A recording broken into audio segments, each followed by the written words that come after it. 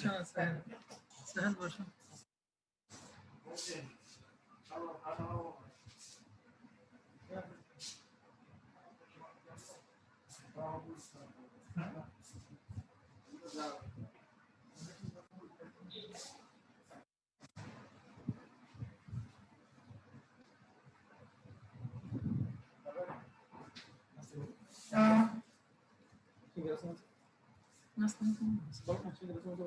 মিষ্টি নাকি জানতাম না।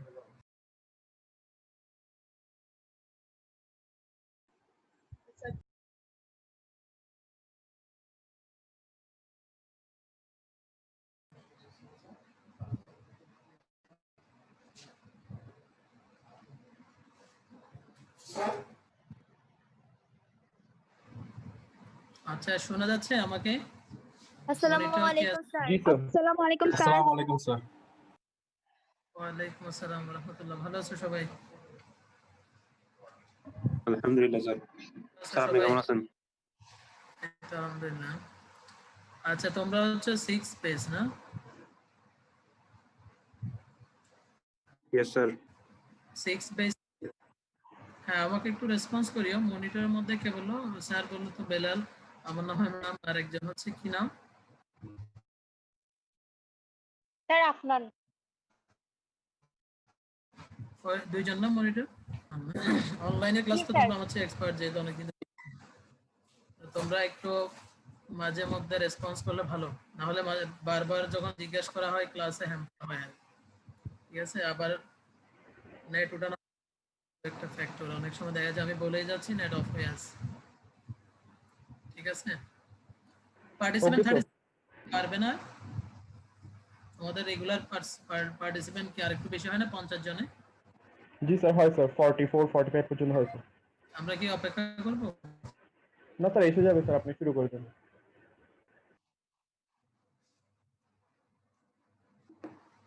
ওকে, একটু প্রাথমিক আলাপ আলোচনা করি আর কি। হ্যাঁ, বিসমিল্লাহির রহমানির রহিম। এই কোভিড পরিস্থিতিতে অনলাইনে আমরা ক্লাস নিচ্ছি, এটা অবশ্যই আল্লাহর কাছে শুকরিয়া। অনেক মাস ধরে সবাই বাসায় আটকে আছো এবং সুস্থ আছে, এটাই হচ্ছে সবচেয়ে বড় নিয়ামত। সাথে প্রযুক্তির কল্যাণে আমরা একটু ক্লাস করতে পারতেছি, পড়াশোনাটা চালিয়ে যেতে পারতেছি। ডেফিনেটলি এটাও একটা আল্লাহর রহমত, এবং দোয়া করতেছি যেন আল্লাহ আমাদেরকে আবার স্বাভাবিক অবস্থায় ফিরিয়ে নিয়ে আসে।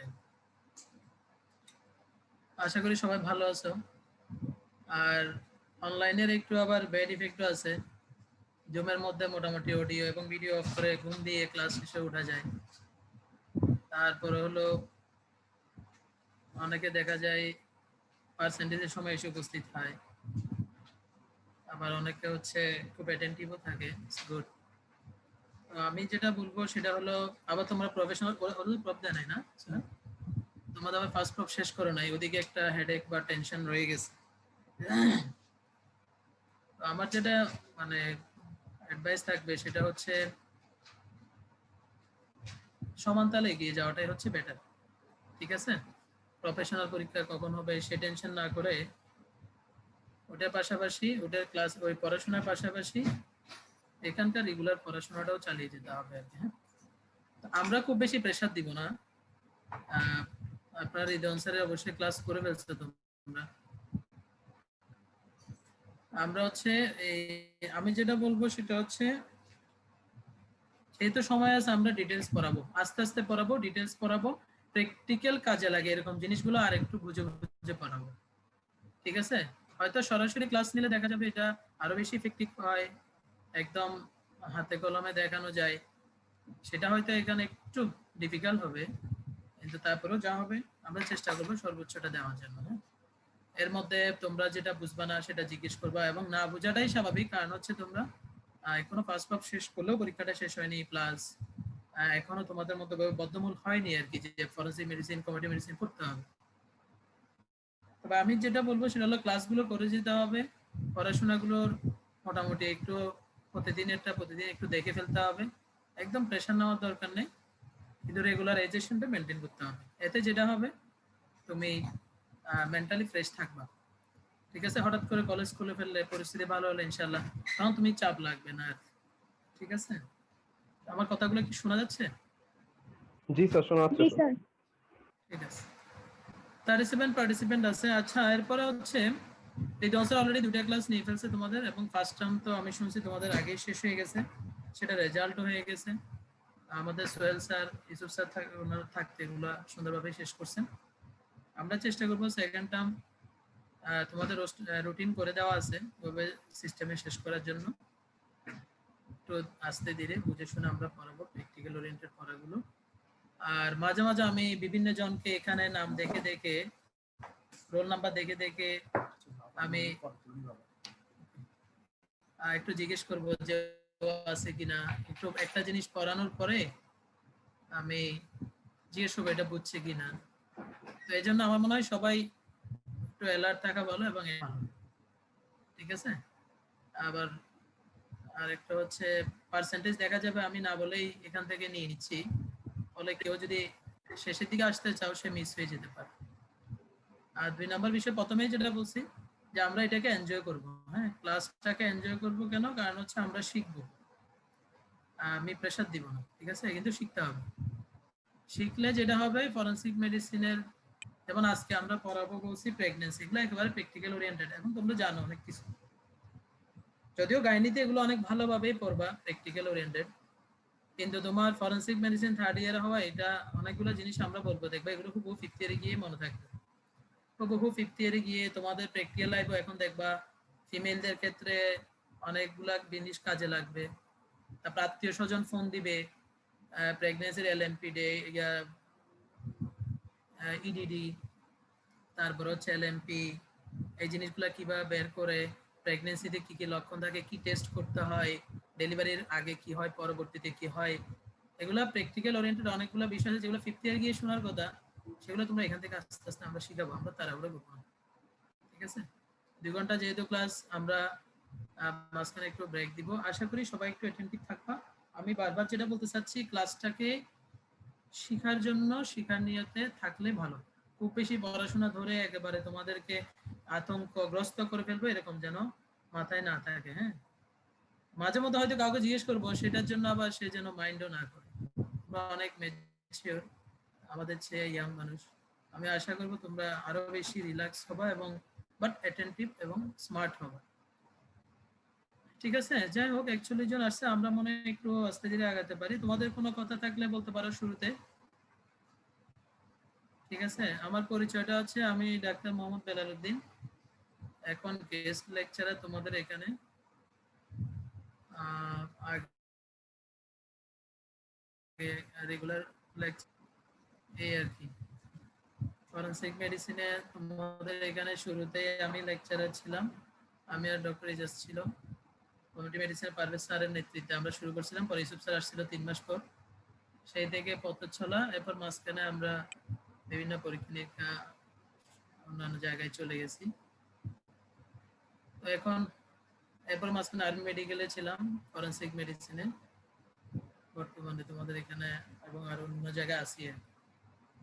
এনিওয়ে, এতটুকুই মনে হয় হবে ইনশাআল্লাহ। যেহেতু সরাসরি ক্লাস না, অনলাইনে সবার পরিচয় নিতে গেলে অনেক সময়ের ব্যাপার, আমরা আস্তে আস্তে সবার পরিচিত হব এই ব্যাপারে। শুরু থেকে সিরিয়ালি না গেলে ভালো।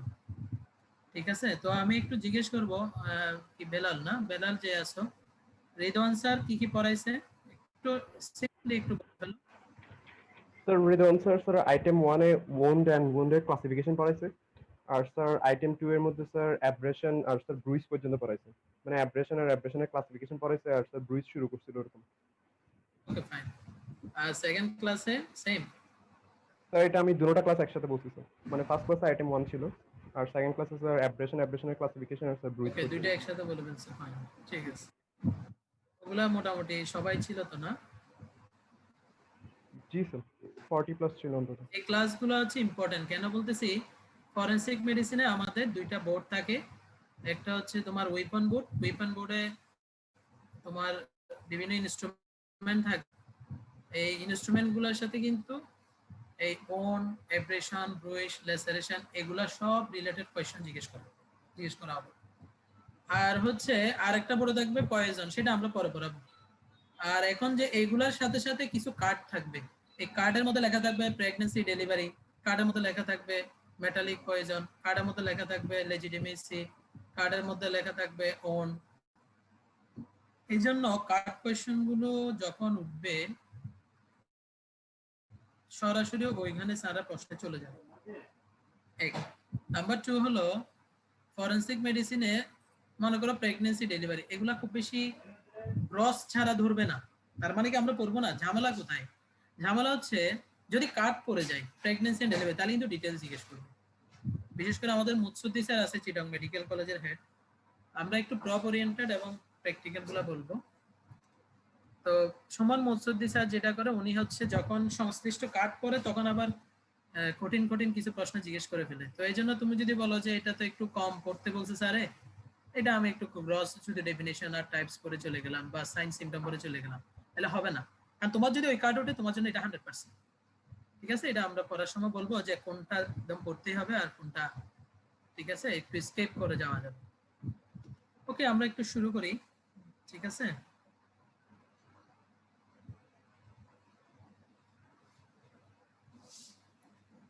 আমি একটু স্ক্রিন শেয়ার দিচ্ছি, দেখা যাচ্ছে এটা?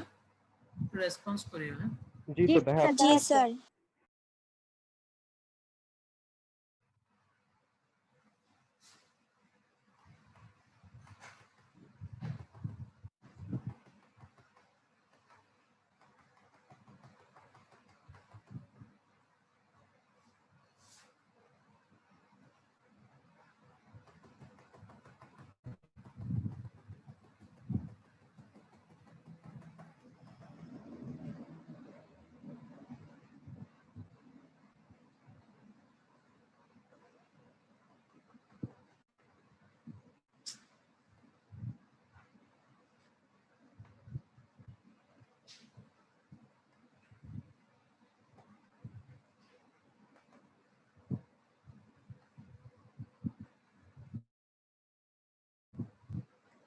ওকে ফাইন, আমরা একটু শুরু করি। যদি তোমাদের সাউন্ডে প্রবলেম হয় আমাকে ব্যাক করতে বলবা, যেটা বুঝবা না বলবা, আর তোমাদের কোনো প্রবলেম হলে ডেফিনেটলি এটা আমাকে শেয়ার করবা। আমরা একটু আস্তে ধীরে যাব, একদম প্র্যাকটিক্যাল ওরিয়েন্টেড। আমরা আজকে শুধু প্রেগন্যান্সি রিলেটেড পড়াবো, এবং এটা বুঝতে পারলে এবং কিছু জিনিস আছে, সাইন আছে যেগুলো পরীক্ষায় খুব ইম্পর্টেন্ট।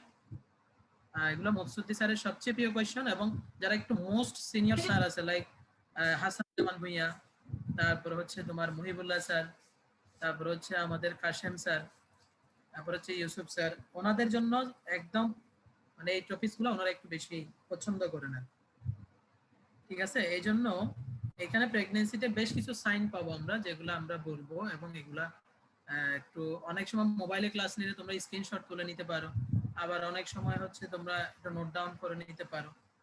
ঠিক আছে, আর আমরা মাঝে মধ্যে একটু জিজ্ঞেস করবো, বলতে পারলে ইটস ভেরি নাইস, তবে আমি বলবো রেগুলারাইজেশন থাকার জন্য। ঠিক আছে, তো প্রেগন্যান্সিতে আমরা প্রথমেই যেটা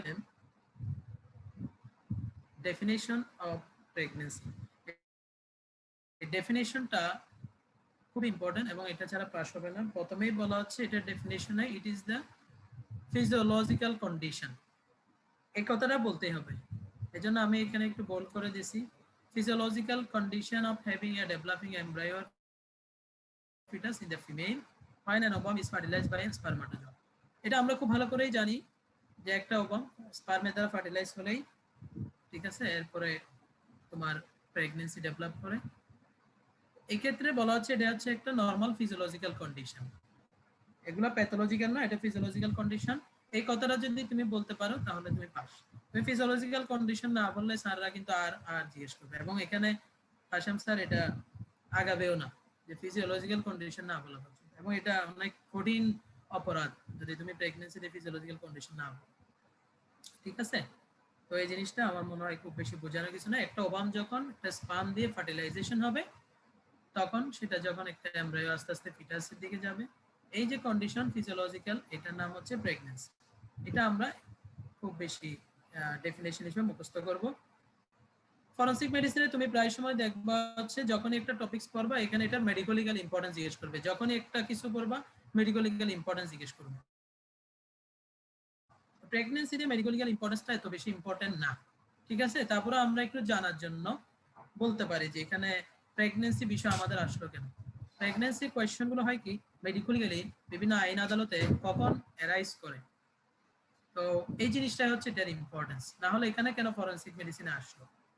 যেমন হচ্ছে আমরা যখন কোথাও মামলা হয়, সাক্ষী হিসেবে যখন আমরা সাক্ষী দিতে যাই, উইটনেস হিসেবে যখন এভিডেন্স দিতে যাই, তখন হয় কি একটা মহিলা মনে করো সে সাক্ষী দিতে যাবে, মনে করো সে কোনো কারণে ফলস পজিশনে আছে, সে যেতে চাচ্ছে না, অথবা সে আসলেই ভালো কিন্তু সে প্রেগনেন্ট, তার পক্ষে এখন মুভ করা সম্ভব না, এন্ড স্টেজে, থার্ড স্টেজে আছে বা ফার্স্ট স্টেজে আছে, যে সময় অ্যাবর্শনের চান্স থাকে বেশি নড়াচড়া করলে, তখন সে যেতে চাচ্ছে না।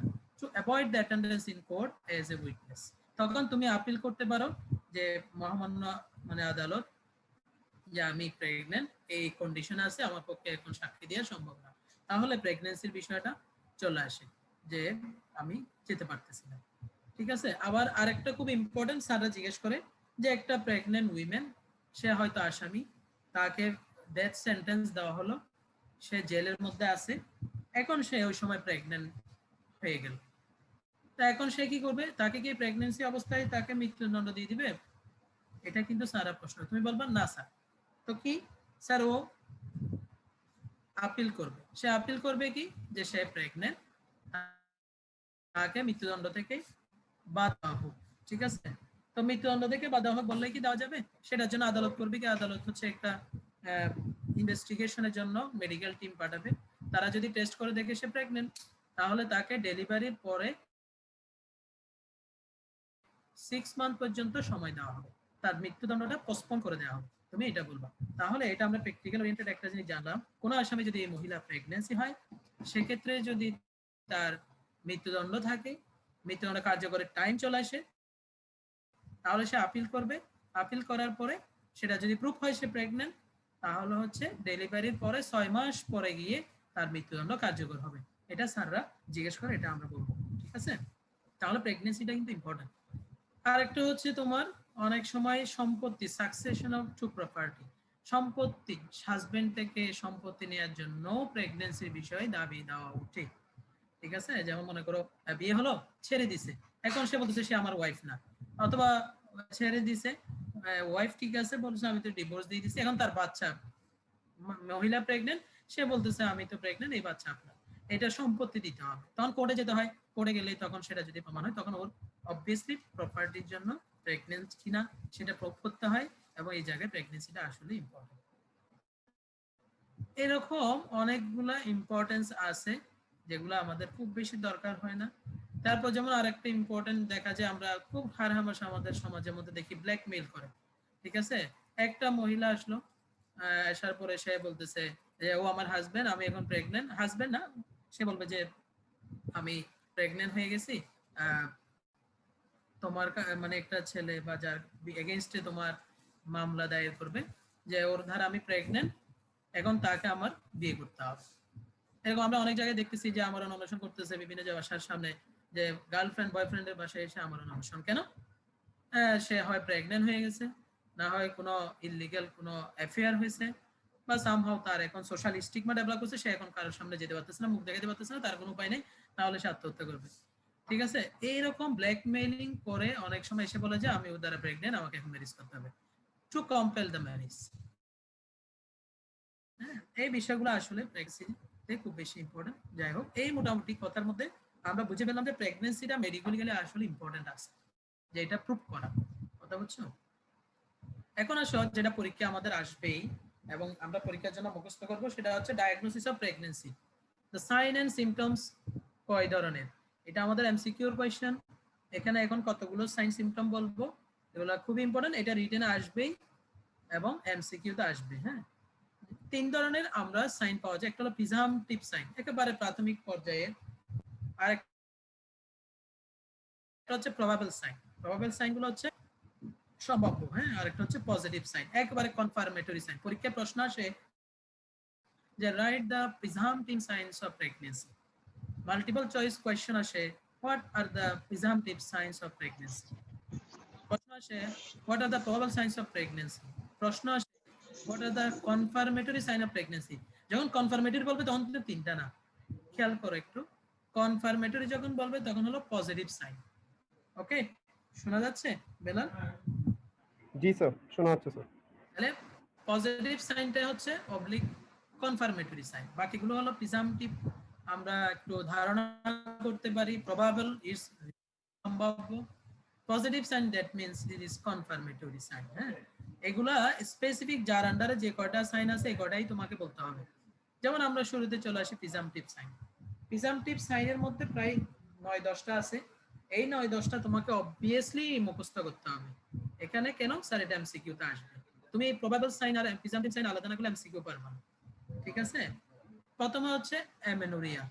Number 2, changes in the breast, morning sickness, quickening, pigmentation in the skin, changes in the vagina, urinary disturbances, fatigue, sympathetic disturbance। কয়টা হলো? 3 3 3 6 6 3 9।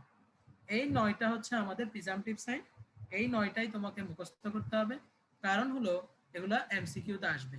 হ্যাঁ, স্যাররা মুখস্থ ভাইবাতে খুব বেশি জিজ্ঞেস করে না, কিন্তু এমসিকিউতে আসবে, রিটেনে আসবে। তাহলে বলতে পারো যে স্যাররা কি জিজ্ঞেস করবে। স্যাররা এখানে স্পেসিফিক 9টা থেকে 2-1টার ব্যাখ্যা জানতে চাইবে। এই ব্যাখ্যাটা হচ্ছে যেমন তোমাকে বলবে, আচ্ছা মর্নিং সিকনেস বলতে তুমি কি বুঝো, what do you mean by morning sickness. Presumptive sign গুলো হলো, তুমি একটা পেশেন্ট, যে বিশেষ করে নন মেডিকেল পার্সনরা, বিশেষ করে বাংলা সিনেমায় তুমি দেখবা বিভিন্ন মুভিতে, মানে একটু নশিয়া হলে, ভমিটিং হলে ডাক্তার এসে বলে দিতে পারে, হ্যাঁ আপনার জন্য সুখবর যে আপনি বাবা হতে যাচ্ছে, আপনি মা হতে যাচ্ছে। ঠিক আছে, এগুলো হচ্ছে প্রিজামটিভ সাইন, যে লক্ষণগুলো দেখে আমরা, ঠিক আছে, বলে দিই যে সম্ভব, মানে প্রাথমিক পর্যায়ে। এরপর আরো কিছু স্পেসিফিক সাইন, সেগুলো হলো প্রবাবল সাইন, আমরা একটু পর দেখবো। আর কনফার্মেটরি সাইন ডেফিনেটলি সেগুলো তো এভিডেন্স বেস, যেগুলো পজিটিভ সাইন। ঠিক আছে, তো এখানে এখন প্রিজামটিভ সাইন অ্যামেনোরিয়া, তুমি যদি অ্যামেনোরিয়া কি না জানো, তাহলে তুমি তো আসলে বুঝবা না ও প্রেগন্যান্সির দিকে যাচ্ছে। হ্যাঁ, চেঞ্জেস ইন দ্য ব্রেস্ট, তো তার ব্রেস্টের চেঞ্জ দেখে সে বলতে পারবে যে সামথিং চেঞ্জিং। মর্নিং সিকনেস, যেটা একেবারে ভিজিবল। কুইকেনিং, ফিমেল নিজে বুঝতে পারবে। ঠিক আছে, এরকম প্রত্যেকটা 3-4টা পয়েন্ট একটু আমাদেরকে জানতে হবে। জানলে যেটা হবে, মৎসদি স্যার এখানে যে মানে কিছু জিনিস জিজ্ঞেস করে, মহিবুল্লাহ স্যার জিজ্ঞেস করে যে মর্নিং সিকনেস বলতে তুমি কি বুঝো। কুইকেনিং, আচ্ছা হোয়াট ডু মিন বাই কুইকেনিং। ঠিক আছে, ইউরিনারি ডিস্টারবেন্স বলছো, পেশেন্ট কি কমপ্লেইন করবে, তুমি তো বলছো প্রিজামটিভ সাইন, তো সাইন এটা তোমাকে বের করতে হবে না, পেশেন্ট তোমাকে কি বলবে। হ্যাঁ, ওকে, আমাদের এগুলো প্রত্যেকটা একটু একটু জানতে হবে। এগুলো প্র্যাকটিক্যালি নিজেকেও জানা উচিত, পার্সোনাল লাইফে এটা আসলে ইম্পর্টেন্ট। যেমন আসো আমরা একটা একটা করে দেখি।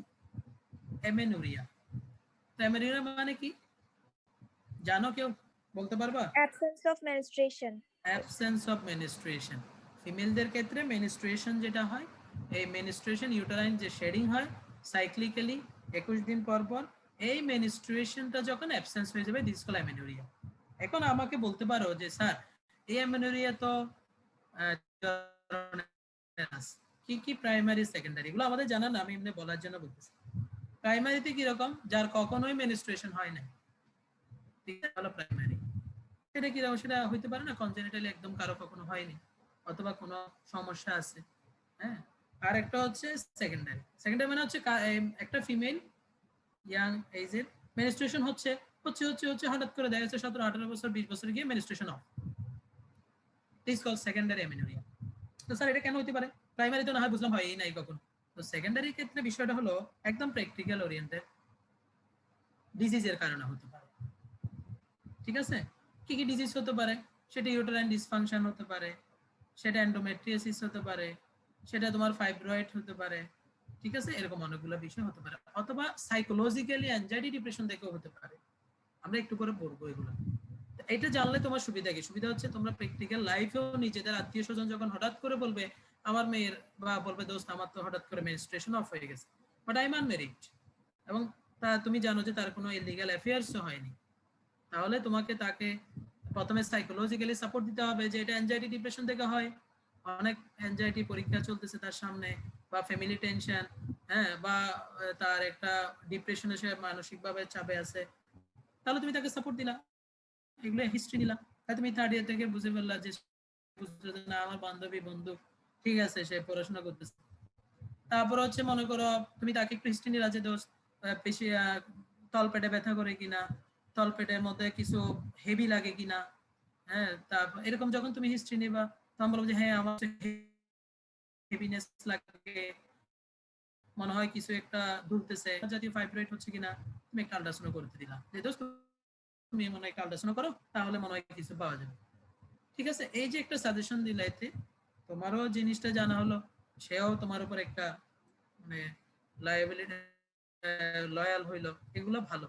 না হলে দেখা যাবে third year, fourth year, fifth year এতটুকু পর্যন্ত শুধু রেফার করতে করতেই চলে যাবা, কোন ডাক্তার অমুক ডাক্তার, কোন ডাক্তার অমুক ডাক্তার, হ্যাঁ রেফারেল হয়ে যাবে। ঠিক আছে, এই জন্য কিছু কিছু জিনিস একটু জেনে রাখা ভালো। ওকে, তাহলে অ্যামেনোরিয়ার ক্ষেত্রে আমরা কি বলতে চাচ্ছি, অ্যাবসেন্স অফ মেনস্ট্রুয়েশন। ওকে, এটা হচ্ছে earliest and one of the most important symptom of pregnancy. তাহলে যদি বলা হয় প্রথম সিম্পটম কি, অ্যামেনোরিয়া। ঠিক আছে, অ্যামেনোরিয়া। তো তুমি যদি যে বললাম যে এটা কি আনম্যারিড উইমেনদের, হ্যাঁ তার ম্যারেজ হয় না এবং ইলিগ্যাল কোনো অ্যাফেয়ার্সও হয় না, সেক্সুয়াল কোনো এক্সট্রাম্যারিটাল অ্যাফেয়ারও হয় না, ঠিক আছে, কোনো ইলিসিট ইন্টারকোর্সও হয় না, তাহলে কি স্যার হতে পারে, এই যে হতে পারে আনম্যারিড উইমেনদের হতে পারে ফেয়ারনেস থেকে, নার্ভাসনেস থেকে, তাহলে কি করবে, কাউন্সেলিং করো, শেষ। ঠিক আছে, আবার হচ্ছে কিছু ম্যারিড উইমেনের কি হয়, অ্যামেনোরিয়া হয়, কিন্তু এটা আসলে প্রেগন্যান্সি হয় নাই। ঠিক আছে, তুমি বলতে পারো যে স্যার অ্যামেনোরিয়া হলে কি প্রেগন্যান্সি, না, এটা প্রিজাম্পটিভ সাইন, এটা তো ধারণা করা হচ্ছে। আরেকটা কেন, কারণ স্যার এটা হচ্ছে সাইকোলজিক্যালি হয়। আরেকটা কেন স্যার, এই যে অনেকে তো সাইকোলজিক্যালি যখন একটা মহিলা অনেক দিন ধরে প্রেগন্যান্সি হচ্ছে না, বাচ্চা হচ্ছে না, 10 বছর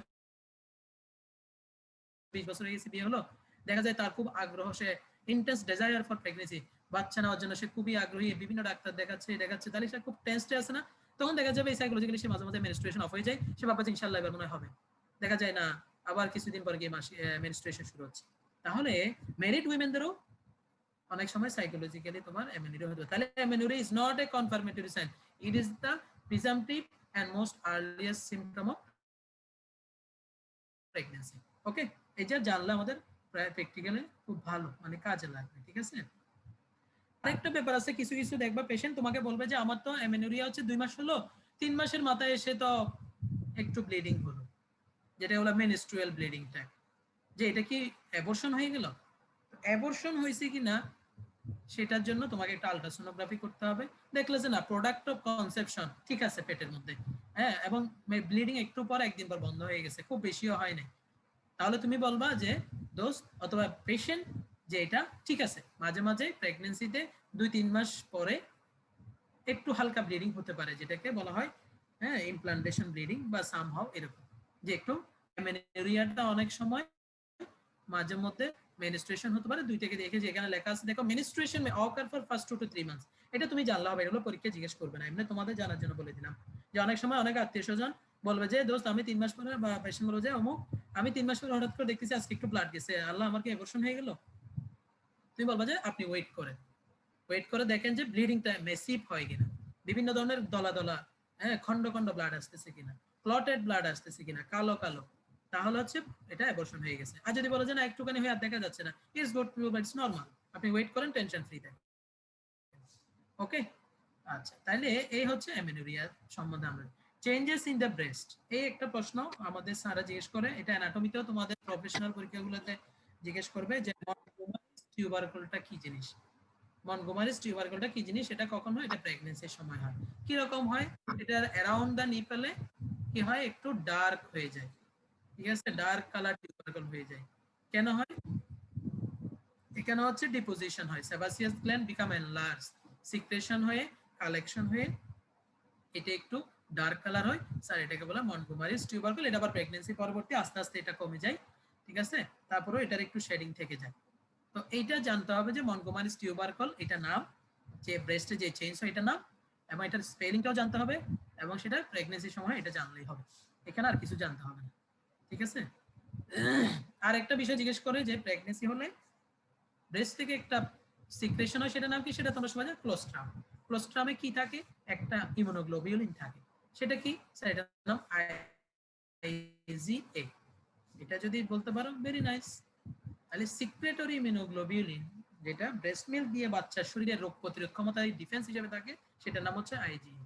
শুধু এটা জানলে হবে, তাহলে আমরা জানলাম যে ব্রেস্টে যদি কোনো চেঞ্জ হয় প্রেগন্যান্সিতে, সেটার নাম হলো মন্টোগোমারিস টিউবারকুল, এবং ব্রেস্টে ওই সময় একটা সিক্রেশন হয় ক্লোস্ট্রাম, সেটা বাচ্চা যখন সাকিং করে বের হয়ে আসে এবং সেটা বাচ্চাকে অবভিয়াসলি খাওয়াতে হয়, কারণ এখানে কি থাকে স্যার, এখানে আইজিএ ইমিউনোগ্লোবিউলিন থাকে, যেটাকে সিক্রেটরি ইমিউনোগ্লোবিউলিন। কারণ এটা কি করে স্যার, এটা বাচ্চার রোগ প্রতিরোধ ক্ষমতা বাড়ায়।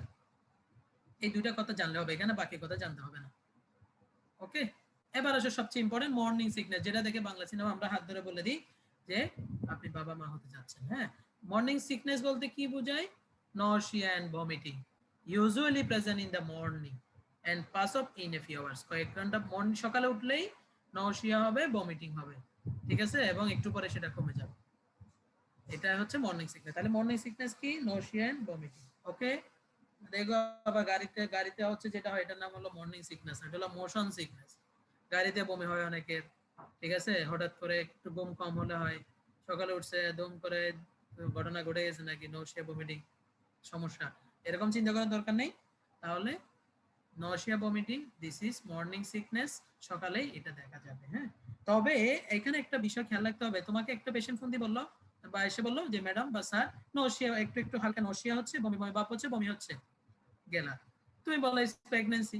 ওকে, এখন দেখলা কি তুমি 2-3 দিন পরে এসে, এক সপ্তাহ পরে এসে সে বলতেছে, ফোন দিয়ে বলতেছে যে রোগীর অবস্থা খুবই খারাপ, এক্সেসিভ নশিয়া হচ্ছে, এক্সেসিভ ভমিটিং হচ্ছে, খেতেই পারতেছেন, একেবারেই ভমিটিং হয়ে শেষ, কিছুই রাখা যাচ্ছে না পেটে। এটা কিন্তু আবার ডিজিজ, এটাকে বলা হয় হাইপারেমেসিস গ্রেভিডারাম। এক্সেসিভ যদি নশিয়া ভমিটিং হয়, এটা আমরা খেয়াল রাখতে হবে। টাস করে নশিয়া ভমিটিং বললেই এই তো ডায়াগনোসিস হয়ে গেছে আলহামদুলিল্লাহ, প্রেগন্যান্সি। নো, প্রেগন্যান্সিতেও এক্সেসিভ নশিয়া ভমিটিং হলে সেটাও ডিজিজ, হাইপারেমেসিস গ্রেভিডারাম, তবে ইট ইজ ফিজিওলজিক্যাল।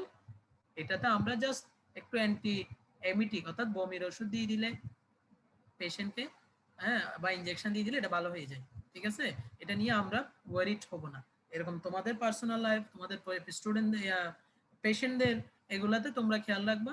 যদি এক্সেসিভ হয় একটু অ্যান্টিএমিটিক নিয়ে নিলেই দেখবে এটা ভালো হয়ে গেছে, ওয়ারিড হওয়ার কিছু নেই। বাট এক্সেসিভ হলে একটু ওষুধ দিতে হবে, এটাই মাথা রাখলে হলো। ওকে, আচ্ছা, এখন আসো কুইকেনিং। এটা আবার জিজ্ঞেস করে, এটা সারা জিজ্ঞেস করে কুইকেনিং কি, কখন দেখা যেতে পারে। কুইকেনিং মানে হচ্ছে women, the pregnant women feel slight fluttering movement, হালকা নড়াচড়া করবে, পানির মধ্যে নড়াচড়ার মতো একটু শব্দ, ফিমেল নিজেই বুঝতে পারি, মনে হচ্ছে হালকা করে একটা নাড়া দিয়ে গেল, ঠিক আছে। এবং সেটা দেখবে গ্রাজুয়াল ইনক্রিজ ইন ইন্টেন্সিটি, প্রথম দিন হালকা করে সে ফিল করবে যে পেটের মধ্যে মনে একটু হালকা পানির মতো নড়ে উঠলো, স্লাইড করে যায়, এরকম স্লিপ করে যায়, স্লাইড ফ্লাটারিং মুভমেন্ট, হালকা করে নড়ে ওঠা। একদিন 2 দিন মনে করে দেখা গেল না, থার্ড ডেতে গিয়ে এসে দেখবে যে একটু মনে হয় বেশি নড়াচড়া ফিল করলো। হ্যাঁ, এরকম 1 সপ্তাহ গেল, 2 সপ্তাহ গেল, দেখা যাবে 16 সপ্তাহের পর 16 to 20 উইক, এই 16 থেকে 20 সপ্তাহ, এই সময়গুলোতে দেখবা পেশেন্টরা, এটা এমসিকিউতে আসে যে বাচ্চার হালকা ফ্লাটারিং মুভমেন্ট একটা ফিল করে, হ্যাঁ, ফিল স্লাইড ফ্লাটারিং মুভমেন্ট, এবং সেটা আস্তে আস্তে গ্রাজুয়ালি ইনক্রিজ হয়। এটাকে আবার ফিটাল মুভমেন্ট বলা যাবে না, এটা হচ্ছে ফ্লাটারিং মুভমেন্ট। এটা টোটাল প্রোডাক্ট অফ কনসেপশনের মুভমেন্ট। প্রোডাক্ট অফ কনসেপশন মানে টোটাল ফিটাসের বাইরে এমনিওটিক ফ্লুইড, এবার এমনিওটিক মেমব্রেন পুরো সেক, এটা দেখবা হালকা স্লাইড করে নড়তেছে, ঠিক আছে। এটাকে বলা হচ্ছে কুইকেনিং। কখন দেখা যাবে? 16-20, এটা ইম্পর্টেন্ট, এই ব্যাখ্যাটা জানতে হবে। কিন্তু স্যার এটা অ্যাবডোমেনে কেন হবে? তোমার ইউটেরাস কোথায় থাকে? এটা মুভমেন্টটা হয় ইউটেরাসে, তো ইউটেরাসটা কোথায়? অ্যাবডোমেনে, এবং এটাই হচ্ছে তোমার ফিটাসের মুভমেন্ট এবং ফার্স্ট অ্যাপিয়ারেন্স বাচ্চার, ঠিক আছে। তো বাচ্চার প্রথম মুভমেন্ট, বাচ্চার ইউটেরাস থাকে হচ্ছে, তোমার ইউটেরাস থাকে হচ্ছে, পেশেন্টের ইউটেরাস থাকে হচ্ছে কোথায়? অ্যাবডোমেনে। তো একটা বাচ্চা নড়তেছে ইউটেরাসে, তো ইউটেরাসের যে ইয়াটা কি বলে, মুভমেন্টটা, ইউটেরাসের মধ্যে যে বাচ্চা লাথি দিচ্ছে বা সে নড়তেছে, সেটা তো তোমার ইউটেরাসের চামড়া ভেদ করে অ্যাবডোমেনে তুমি ফিল করতে পারবা, ঠিক আছে। তুমি পেটে হাত দিয়ে আমরা ইউটেরাসকে পালপেট করি, পেটে হাত দিয়ে আমরা কিডনি পালপেট করি, পেটে হাত দিয়ে আমরা লিভার পালপেট করি, ঠিক না? তো ইউটেরাসটা তো এমনি নরমালি ফিল করা যায় না। যখন প্রেগন্যান্সি ডেভেলপ করে, এটা আস্তে আস্তে কি হয়, বড় হয়। বড় হলে এটা কি হয়, এটা ব্লাডারের উপর দিয়ে আস্তে আস্তে তোমার ফ্রন্ট কি বলে, অ্যাবডোমেনের ফ্রন্টালি চলে আসে, সামনের অ্যান্টেরিয়র ওয়ালে চলে আসে, হাত দিলেই পাবা। কথা বুঝা গেছে? তাহলে তুমি কিভাবে বুঝতেছো ইউটেরাসটা গ্র্যাজুয়ালি আস্তে আস্তে বড় হচ্ছে, ফিটাস বড় হচ্ছে। দেখো এখানে কত উইক লেখা আছে, 20 উইক। 20 উইক মানে 20 সপ্তাহ। 20 সপ্তাহ মানে কয় মাস বলো তো, কয় মাস? 5 মাস। কয় মাস? 5 মাস প্লাস। 4.5 মাস পান। তো 4.5 মাসে তোমার প্রেগন্যান্সিতে তার ইউটেরাস অনেক বড় হয়ে গেছে না? তো ইউটেরাস যখন বড় হবে সেটা ব্লাডারের উপর দিয়ে পেলভিক ক্যাভিটি থেকে কোথায় চলে আসবে? অ্যান্টেরিয়র অ্যাবডোমিনাল ওয়ালে চলে আসবে। তুমি হাত দিলেই এটা ইউটেরাস ফিল করবে, ঠিক আছে? অ্যান্টেরিয়র অ্যাবডোমিনাল ওয়ালে আসলে দেখবা বাচ্চা নলে তুমি ওই পেশেন্ট ফিল করবে এটা, এবং তুমি হাত দিলে এটা পালপেশন করতে পারবা। বুঝা গেছে এখন? তাহলে এটাকে বলা হচ্ছে কুইকেনিং, যে মুভমেন্ট অফ ফিটাস। তবে এটা খুব স্লাইট হয়, হ্যাঁ, এটা কিন্তু ব্যাখ্যা জানতে চাই স্যাররা, এটা কি ধরনের মুভমেন্ট এবং এটা কখন দেখা যায় এবং বাচ্চার প্রথম মুভমেন্টের নাম কি, এটাই হচ্ছে কুইকেনিং। ওকে, আশা করি তোমরা এটা বুঝতে পারছো। প্রশ্ন না বুঝলে একটু বলবা, হ্যাঁ। এটা কিন্তু একদম মানে খুব প্র্যাকটিক্যাল আর কি। তো ফিগমেন্টেশন ইন দ্য স্কিন, এখানে একটা জিনিস জানবা, দুইটা ফিগমেন্টেশন হয়, দুইটা না তিনটা বলছি আমরা। একটা হলো ব্রেস্টে হয়, ব্রেস্টে হচ্ছে ডার্ক কালার হয়, কোথায়? নিপলের অ্যারাউন্ডে। সেটার নাম কি বলছি? মন্টগোমারিস টিউবারকুল।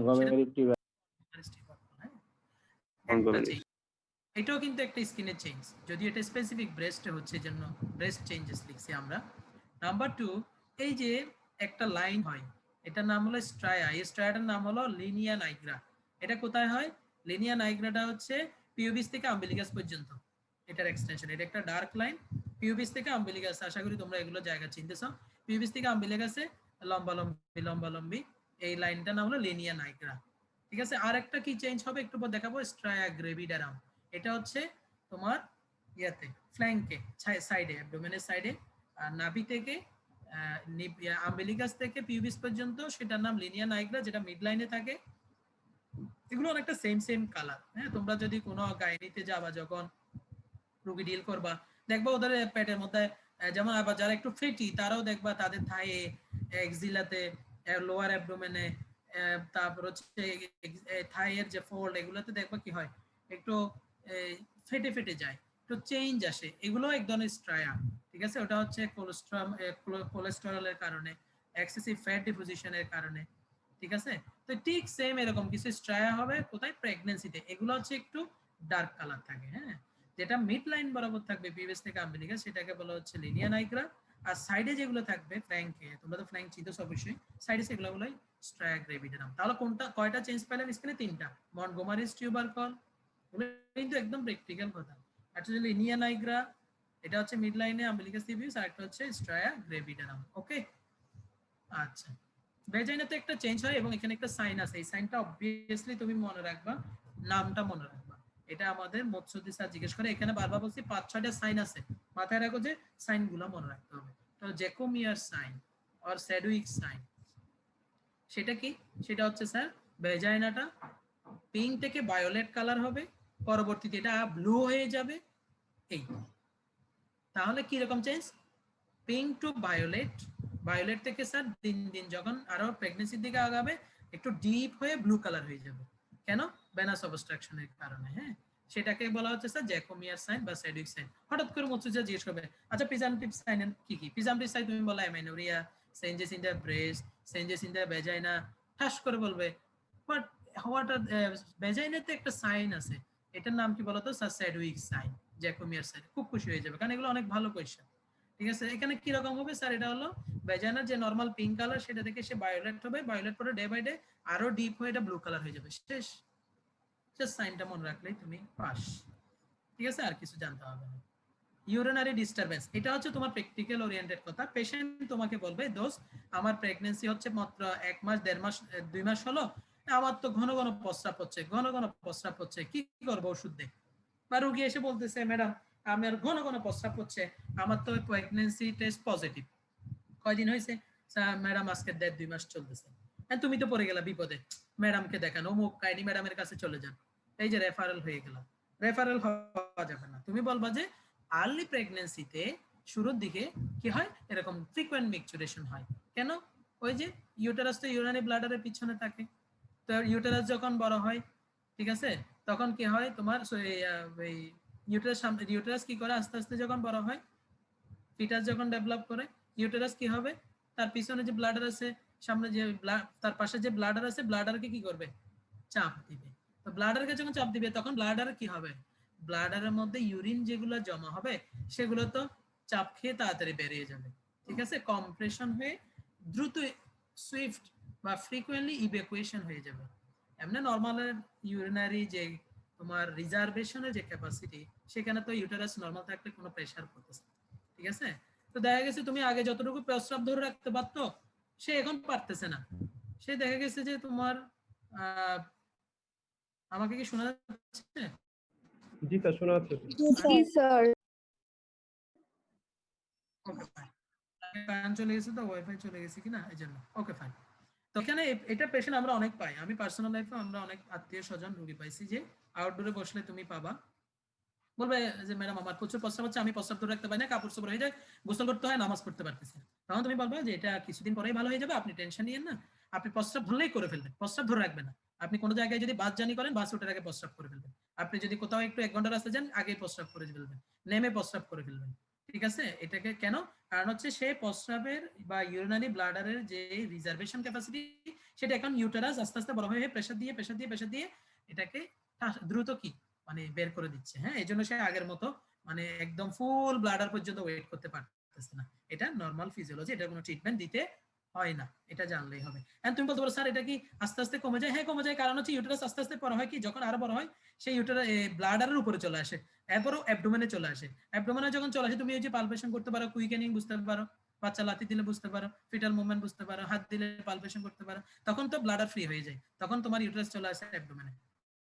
ওকে, আচ্ছা, তাহলে এই জিনিসটা আমাদের জানতে হবে। আর কি কি দেখা যায়? ফেটিগ, রোগী বলবো আমি অনেক দুর্বল, হ্যাঁ, স্যালাইভেশন, ওই যে ঘুমের মধ্যে এমনিও স্যালাইভেশন হতে পারে, খাওয়া দাওয়ার মধ্যে তার কোনো আগ্রহ নেই, মেজাজ ইরিটেবল, এগুলো একদম কমন।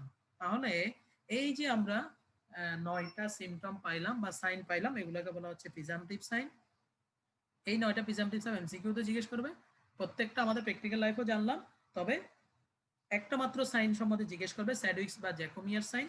সেটা কি বলছি আমরা, ভ্যাজাইনাটা কি হবে, ভ্যাজাইনাটা একটু পিঙ্ক থেকে ভায়োলেট ভায়োলেট হবে। হয়ে যাবে, ভায়োলেট হয়ে and আর violet একটু থেকে blue হয়ে ডিপ যাবে। হয়ে ব্লু হবে, ব্লু হবে। ঠিক আছে।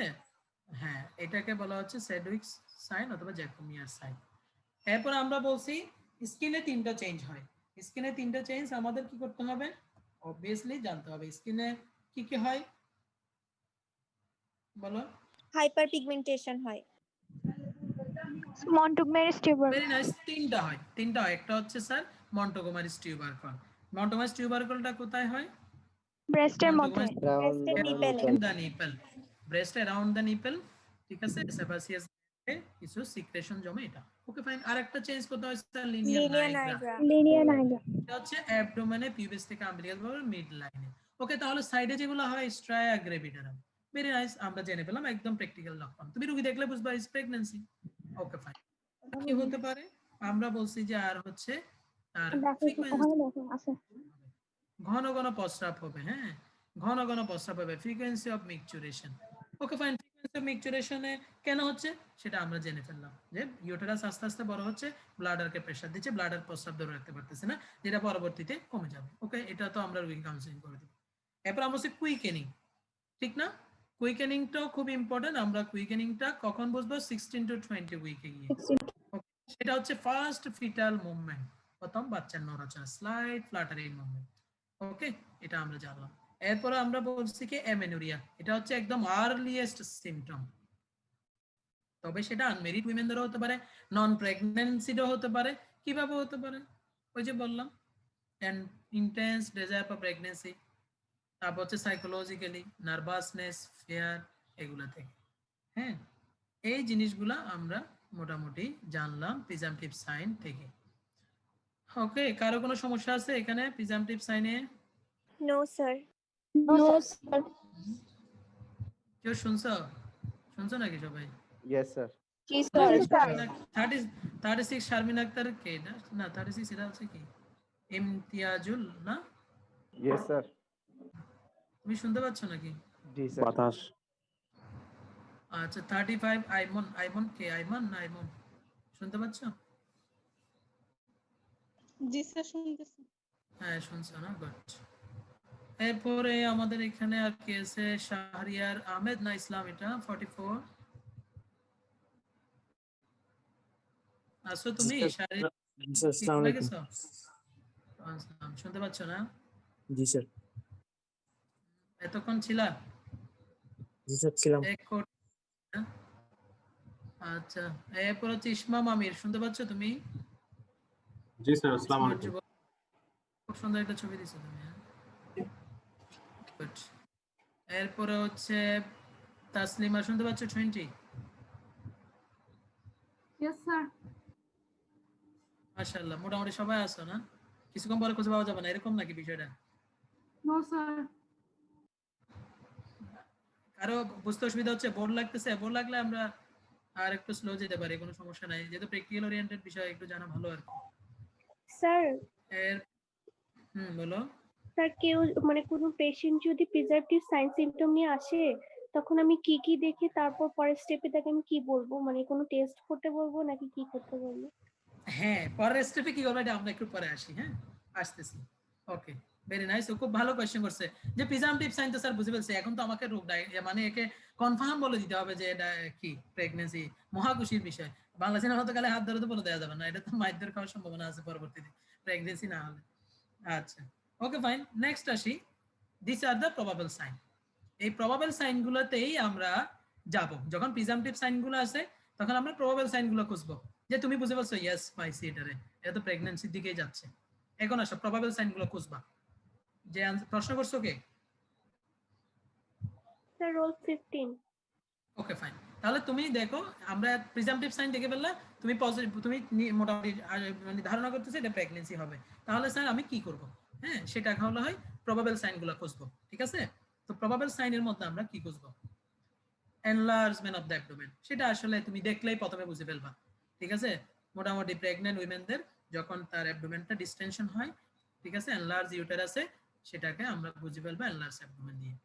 এরপর হচ্ছে হ্যাগার সাইন, এটা কোথায় পাবো স্যার? এটা ইউটেরাসে পাবো। সার্ভিক্সে একটা সাইন পাবো, গডেল সাইন। তারপর হচ্ছে ইন্টারমিটেন্ট ইউটেরাইন কন্ট্রাকশন, এটাকে বলা হয় ব্র্যাক্সটন হিগস সাইন, হ্যাঁ।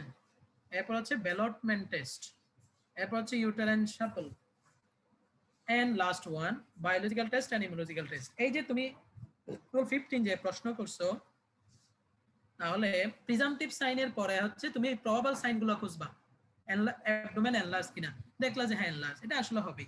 আচ্ছা, সেটা তো পেয়েই গেলাম। এখন তুমি বলবো যে স্যার এরপর স্যার তুমি হচ্ছে হ্যাগার সাইন, তো হ্যাগার সাইন কি? এটা তো মকসুদ্দিন স্যার তোমাকে জিজ্ঞেস করবে। আমি শুরুতেই বলছি আমরা কিছু সাইন পড়াবো আজকে, এই সাইনগুলো তোমাকে জানতে হবে। হ্যাগার সাইন আমরা একটু পরে বলতেছি, এটা ইউটেরাসে পাবা। আমরা একটা ভেজাই নিতে পাইছি, এটার নাম কি? জ্যাকোমিয়ার সাইন আর স্যাডউইক সাইন। আচ্ছা, আমরা ইউটেরাসে একটা পাবো, সেটার নাম হ্যাগার সাইন।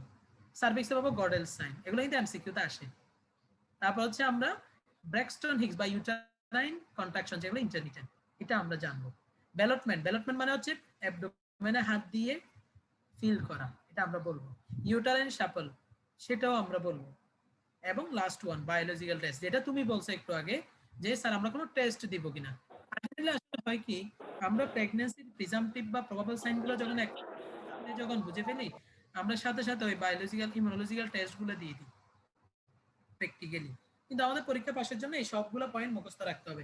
এমসিকিউ তে আসবে what are the probable signs of pregnancy, তো তুমি তো এখানে এগুলো না জানলে হবে না। তুমি ঠাস করে বলে দিলে এনলার্জমেন্ট অফ অ্যাবডোমেন, এটা তো প্রথমেই দেখা যাবে, সো এটা মনে হয় প্রিজাম্পটিভ সাইন, তাহলে কিন্তু তোমার এটা ফলস হয়ে গেল, ঠিক আছে? ওকে ফাইন, তাহলে আমরা প্রবাবল সাইনগুলো একটু দেখি। এনলার্জমেন্ট অফ দ্য অ্যাবডোমেন, যেটাকে বলা হয় ফান্ডাল হাইট মেজারমেন্ট, এটা গাইনিতে লাগবে লাগবে লাগবে লাগবে, একদম প্র্যাকটিক্যাল তোমাদের রোগী এক্সামিনেশন করবা ফান্ডাল হাইট। প্রফেশনাল পরীক্ষায় গাইনিতে ফান্ডাল হাইট মেজারমেন্ট করবা না আর পাস করবা, এটা হতেই পারে না। এটা আমাদের এখন তার সুযোগ নেই, প্র্যাকটিক্যাল দেখাতে পারতেছি না, কিন্তু আমাদের এমসিকিউতে আসবে, ভাইভাতে জিজ্ঞেস করবে, এটা ছাড়া পাস হবে না। 3 স্টার এটা। যে গেস্টেশনাল এজ মানে হচ্ছে প্রেগন্যান্সির এজ, প্রেগন্যান্সি 16 সপ্তাহ, 20 সপ্তাহ, 28 সপ্তাহ, 32 সপ্তাহ, এগুলো পর পর ইউটেরাসের পজিশন কোথায় থাকে। ফান্ডাল হাইট মিন্স কি, প্রেগন্যান্সি যত প্রসিড করবে 16 সপ্তাহ পর ইউটেরাস কোথায় গিয়ে দাঁড়াবে, ইউটেরাসের পজিশন কোথায়, 20 উইকস পর কোথায় ইউটেরাসের পজিশন, এইগুলাকে বলা হয় ফান্ডাল হাইট মেজারমেন্ট। ফান্ডাল মানে হচ্ছে যে ফান্ডাস, ইউটেরাসে বডি আছে, ফান্ডাস আছে, ঠিক আছে, ওই জায়গাটা। তো তুমি যদি বলো যে স্যার এটা আমরা কিভাবে বুঝবো, চোখে তো দেখবো না, ওই যে এটা হলো পালপেশন, হাত দিয়ে পেটের মধ্যে চাপ দিয়ে দিয়ে পেটের মধ্যে তুমি ইউটেরাসের ফান্ডাসটা ফিল করবা, হার্ট একটা অবজেক্ট ফিল করবা। এটা তোমাকে এখন জাস্ট বলে দিচ্ছি, শুনে রাখো। হ্যাঁ, ইউটিউবের ভিডিও দেখতে পারবা, কিন্তু তোমার প্র্যাকটিক্যালি ওয়ার্ডে দেখানো হবে। ঠিক আছে, তাহলে ফান্ডাল হাইট মেজারমেন্ট বলতে কি বুঝলাম? আমরা পালপেশন করব ইউটেরাসটা, যে এত উইকস পরে কোন জায়গায় আসলো, এত উইকস পরে কোথায় গিয়ে আসলো। ওকে, এটা এমসিকিউতে আসবে, রিটেনও আসবে, এবং এটা ভাইভাতে জিজ্ঞেস করবে। 16 উইকস এর আগে আসলে খুব বেশি এটা পালপেশন হয় না। প্রশ্ন আসে কেন স্যার? কারণ হচ্ছে uterus appears over the pelvic brim. Pelvic ব্রিমের বাইরে আসলেই শুধুমাত্র তুমি কি এই ইউটেরাসকে পালপেশন করতে পারবা, অর্থাৎ হাত বুঝতে পারবা। পেটে হাত দিয়ে ইউটেরাস বোঝা যাবে কখন থেকে? 16 সপ্তাহ পর থেকে। ওকে, তার আগে বোঝা যাবে না। বুঝা গেছে? তার আগ পর্যন্ত কোথায় থাকবে ইউটেরাস? Pelvic পেলভিক region-এ। ক্যাভিটির ভিতর থাকবে। পেলভিক ক্যাভিটির ভিতরে হাত দিয়ে পালপেশন করা যাবে না, স্যার যাবে না। ওকে, তাহলে আমাদের প্রথম কথা 16 উইকসে ইউটেরাসের পজিশন কোথায়? At the level of pelvic brim. তোমরা কি পেলভিক ব্রিম চিনো? জি স্যার। জি স্যার। হিপ বোনের মধ্যে তোমরা পড়ছো হচ্ছে আইলিয়াক ক্রেস্ট, ঠিক আছে, এরপর আরেকটু নিচের দিকে গিয়ে পেলভিক ব্রিম। পেলভিক ব্রিম গুলো আবার দুই দিকে জোড়া লাগে, পেলভিক ক্যাভিটি হয়ে যায়, ইনলেট আউটলেট, ইসিএল টিউবারসিটি আছে। এগুলো তো তোমরা অবভিয়াসলি আমার চেয়ে ভালো জানো। মনে পড়তেছে তোমাদের? যারা তোমরা তো অবভিয়াসলি। জি স্যার। জি স্যার। Very nice. তাহলে একটা প্র্যাকটিক্যাল ওরিয়েন্টেড বক্তব্য হলো, স্পিচ হলো, তুমি পেলভিক ব্রিমে না আসা পর্যন্ত ইউটেরাসকে হাত দিয়ে পালপেট করতে পারবা না। এখন তুমি করলা কি, রোগী আসছে ওয়ার্ডে, মাত্র 1 মাস বা 1.5 মাস বা 2 মাস, দমায় পেটের মধ্যে চাপাচাপি শুরু করে দিলা, কি রে ইউটেরাস তো পাওয়া যায় না, কি বলে এগুলা? রোগী তো চিল্লা পাল্লা করে শেষ, পেট টেট ভাঙে ফেলতেছে চাপ চাপ দিয়ে। ম্যাডাম তোমার ফেল করায় বহুত দূর নিয়ে যাবে। কেন? তুমি পেলভিক ব্রিমে আসার মতো সময় তো এখনো হয়নি, তো হয় পালপেট দ্য পেশেন্ট। বুঝতে পারছো? এটা মাথায় রাখো। এই জন্য হিস্ট্রি নিতে হবে যে আপনার কয় মাস হয়েছে। যখন সে বলবে আমার এত সপ্তাহ হয়েছে, আমার 4 মাস হয়ে গেছে, 5 মাস হয়ে গেছে, তখন তুমি পেটে হাত দিবা, এর আগে দিবা না। এই জন্য হিস্ট্রি আগে নিতে হবে। Number 2, 20 weeks. 20 উইকসে এটা কোন পজিশন আসবে? ইউটেরাসটা আরেকটু বড় হবে। আরেকটু বড় হলে কোথায়? নিচে নামবানো, উপর উঠবে। উপর উঠবে, উপরে সেটা কোথায় উঠবে? পেলভিক ব্রিমের আরেকটু উপরে এসে সিম্পাইসিস পিউবিস মাঝখানে। তাহলে তুমি একটু কল্পনা করো, সিম্পাইসিস পিউবিস হচ্ছে একেবারেই তোমার দেখা যাচ্ছে জেনিটাল অর্গানের একেবারে কাছাকাছি, আর আম্বিলিকাস তো আম্বিলিকাসের জায়গায়। এই দুইটা ঠিক মিড পয়েন্টে হচ্ছে তুমি হাত দিবা। তুমি হিস্ট্রি নিবা আপনার কয় সপ্তাহ চলে? হ্যাঁ ম্যাডাম আমার আজকে 20 সপ্তাহ প্রেগন্যান্সি। তুমি তাহলে হাত দিবা কোথায়? হাত দিবা আম্বিলিকাস এবং পিউবিস সিম্পাইসিসের মাঝখানে হাতটা দিবা পেটে। একটু হালকা করে জেন্টাল প্রেসার দিবা, টাচ করে দেখবা যে ইউটেরাস একটা শক্ত লাগতেছে। এখন আসো আম্বিলিকাস, কত সপ্তাহ পর? 24 সপ্তাহ। তাহলে আরো যখন বেশি আগাচ্ছে ডে বাই ডে, ফিটাস আরো বড় হচ্ছে, ইউটেরাস আরো উপরের দিকে উঠে যাচ্ছে অ্যাবডোমেনে, ঠিক আছে, তখন কোথায় চলে আসবে? একদম আম্বিলিকাসে চলে। আম্বিলিকাসের জায়গায় এমনি হাত দিলেই দেখবা যে বিশাল হার্ড একটা অবজেক্ট, সেটা হলো ইউটেরাস। ওকে, 28 উইকস। 28 উইকসে আরো বড় হচ্ছে, সেটা কোথায়? আমরা অবভিয়াসলি জানি আমাদের একটা জিপি স্টার্নাম আছে। আমাদের আম্বিলিকাস এবং জিপি স্টার্নামের ঠিক মিড পয়েন্টটা হচ্ছে 28 উইকস। ওকে, এরপর হচ্ছে 32 উইকস। 32 উইকসে কোথায়? আরো বড় হবে, আরো উপরের দিকে উঠবে, at the junction of lower 2/3 এবং upper 1/3 of the umbilicus and gyvoid process. The GP sternum এবং umbilicusের এই জায়গাটাকে তুমি 3 ভাগ করবা মনে মনে। 3 ভাগ করে মিড লাইন বরাবর থাকলে সেটা নাম হলো 28 উইকস। 3 ভাগের নিচে 2 ভাগ আর উপরের 1 ভাগের মাঝখানে হলে 32 উইকস।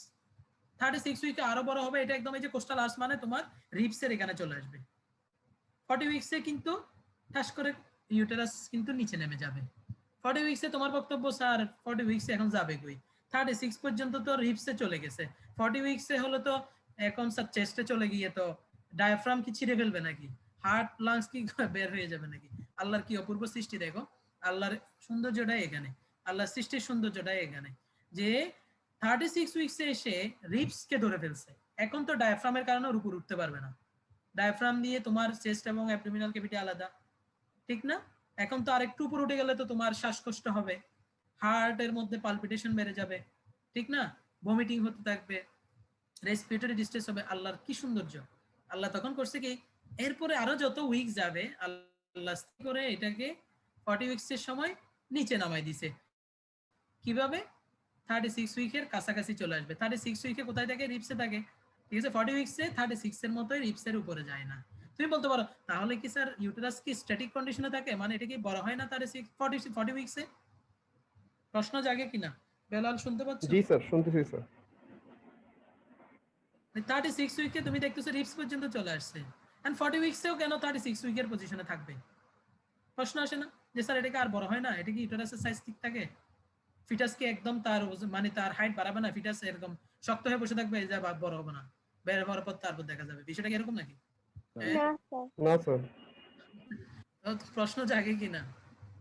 জি স্যার। জি স্যার। এটা হচ্ছে আল্লাহর সৌন্দর্য যে তাহলে 40 উইকসের সময় হয় কি ইউটেরাস ফিটাস আছে না, ফিটাসের হেড ডাউন হয়। মানে হেড ডাউন মানে হচ্ছে এগুলা লেবারের একটা স্টেজ। লেবারের কিন্তু অনেকগুলো স্টেজ আছে, ঠিক আছে? First stage, second stage, third stage. First স্টেজে হচ্ছে তোমার অ্যাবডোমিনাল ইয়ে আছে না, কি বলে, অ্যামনিওটিক ফ্লুইড আছে না, এটা অ্যামনিওটিক মেমব্রেনটা ছিঁড়ে যায়। ছিঁড়ে যাওয়ার পরে তোমার মানে লিকুইড বের হয়, এটাকে বলা হয় amniotic fluid, amniotic membrane rupture. হ্যাঁ, তারপরে হয় কি ফিটাস যখন অ্যামনিওটিক মেমব্রেনটা যখন ছিঁড়ে যায়, বাচ্চাটা কি হয়, ইউটেরাস কি করে কন্ট্রাকশন করা শুরু করে দেয়। তো কন্ট্রাকশন শুরু হলে কি হবে, ফিটাস তো নিচের দিকে নামবে, কারণ এটা ডেলিভারি হতে হবে। নামবে কোথায়? ভেজাইনের দিকে যাবে, সার্ভিক্সের দিকে যাবে, এরপর কি ডেলিভারি হয়ে বেরিয়ে আসবে, ঠিক না? সার্ভিক্সের দিকে ভেজাইনা হয়ে ডাইরেক্ট ডেলিভারি হয়ে চলে আসবে। তো হয় কি, তখন ইউটেরাস থেকে ফিটাসটা হেডটা, আমরা তো জানি নরমাল বাচ্চার পজিশনে, নরমাল প্রেগন্যান্সির নরমাল পজিশন কোনটা? মাথা নিচের দিকে থাকবে, হেড নিচের দিকে থাকবে। হেড নিচের দিকে থাকবে, মাথা এটা হলো মাথা নিচের সেফালিক দিকে। কন্ডিশন। হ্যাঁ, সেফালিক কন্ডিশন, মাথা নিচের দিকে ডেলিভারির সময়। হ্যাঁ, তুমি বলতে স্যার মাথা তো উপরের দিকেও থাকতে পারে, এটা তো অ্যাবনর্মাল পজিশন, এই জন্য সিজার করতে হয়। তাহলে হেডটাকে অলওয়েজ প্রেগন্যান্সিতে নরমাল পজিশন হচ্ছে নিচের দিকে। তো হেডটা হয় কি 40 উইকসে আরো আল্লাহর রহমত হচ্ছে এটা উপরের দিকে উঠলে তো সমস্যা হবে, এটাকে আস্তে করে করে কি হেডটা ডাউন করে দেয়। হ্যাঁ, অর্থাৎ ওই যে ভেজাইনাল যে তোমার হিপ বোনের যে আউটলেট আছে, ইনলেট আউটলেট দিয়ে আস্তে করে মাথাটা বের করে দেয়, একটুখানি নিচের দিকে নামাই দেয়। নিচের দিকে নামালে ওই হাইটটা কম্পেনসেট হয়ে যায়, ইউটেরাস ঠিকই বড় হয়, বাচ্চা ঠিকই বড় হয়, কিন্তু নিচের দিকে যখন ইউটেরাসটা একটু নেমে যায়, হেডটা যখন ডাউন হয়ে যায় বাচ্চার প্রথম স্টেজ মানে এটাকে বলা হয় লেবার শুরু হয়ে যায়, তখন কিন্তু আর উপরের দিকে তো তোমার ডায়াফ্রামকে প্রেসার দিচ্ছে না। তাহলে আমাদের 40 উইকসের সময় ইউটেরাস ঠিকই বড় হয়, ফিটাসও বড় হইতে থাকে, গ্রোথ কখনো কমে না। কিন্তু তাহলে স্যার হাইট কেন সমান থাকে? কারণ হচ্ছে ওই হেড ডাউন হয়। এটা হচ্ছে পরীক্ষায় জিজ্ঞেস করবে না, কিন্তু আমি তোমাকে বোঝার জন্য বললাম আর কি। এটা আসলে কি পরিমাণ সুন্দর একটা সিস্টেম আল্লাহ। হ্যাঁ, এরপর আস্তে আস্তে বাচ্চাটা হেড ডাউন হইতে হইতে আরো অনেকগুলো টার্ম আছে, আস্তে ডেলিভারি হয়ে চলে আসে। হ্যাঁ, তাহলে এই জিনিসটা আমরা জানলাম। আমরা প্রথমে বলতেছি আমরা যে ফান্ডাল হাইট কখন বুঝতে পারবো? অ্যাবডোমেনে আমরা হাত দিয়ে পালপেশন করে বুঝতে পারবো। তো কোন উইকস থেকে এটা পালপেশন হবে? 16 উইকস থেকে। কেন? কারণ এর আগ পর্যন্ত এটা পেলভিক ক্যাভিটির ভিতর থাকে। 16 উইকস পর এটা পেলভিক ব্রিমের কাছাকাছি চলে আসে।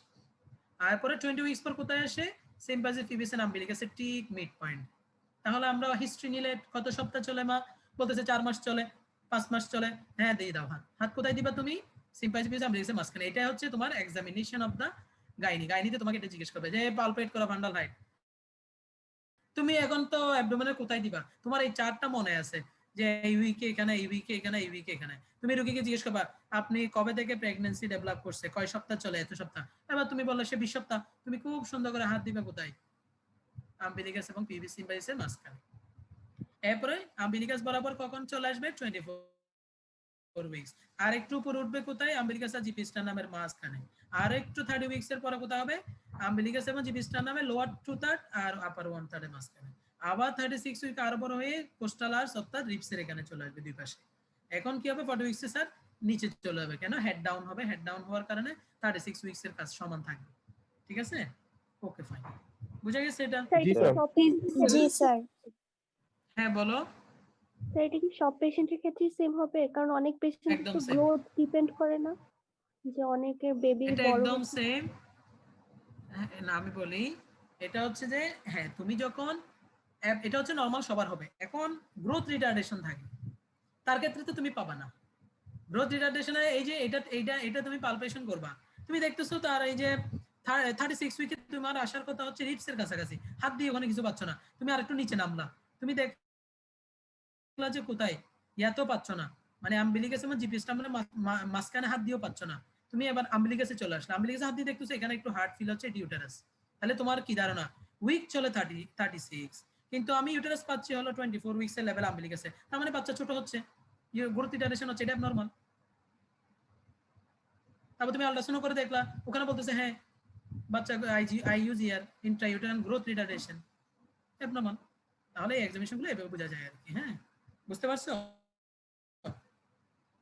জি স্যার। শুনতে পাচ্ছ? হ্যাঁ, আবার তুমি বলতে পারো স্যার আমি আম্বিলিকাসের লেভেলে পাওয়ার কথা 24 সপ্তাহে, আমি পাচ্ছি হচ্ছে আরো উপরে, একদম জিপিএসটার নামে চলে গেছে, তার মানে এটা বাচ্চা বড় পলিহাইড্রোমনিয়াস, অনেক বেশি পানি জমতেছে। এখন এটা তো আরো কয়েক সপ্তাহ গেলে তো বাচ্চার মা তো পেটের মধ্যে রাখতে পারবে না, কারণ এটা অনেক ডিসকমফোর্ট হবে, চেস্টকে এসে চাপ দিবে, তখন আমরা সিজার করে ফেলি। যে আমরা বেশিক্ষণ ওয়েট করি না, আমরা 36 উইক 38 উইকসে আমরা বাচ্চা নিয়ে ফেলি, বলো না যে তাড়াতাড়ি বাচ্চা নিয়ে ফেলতে হচ্ছে সিজার করে, কেন? কারণ বাচ্চা অনেক বড়, এবং এটা বড় হলে অসুবিধা কি, বড় হলে এটা দিন দিন তো তার পেট, তাকে তো মানে উপর দিকে প্রেসার দিবে, শ্বাসকষ্ট হবে, হাঁটতে পারবে না।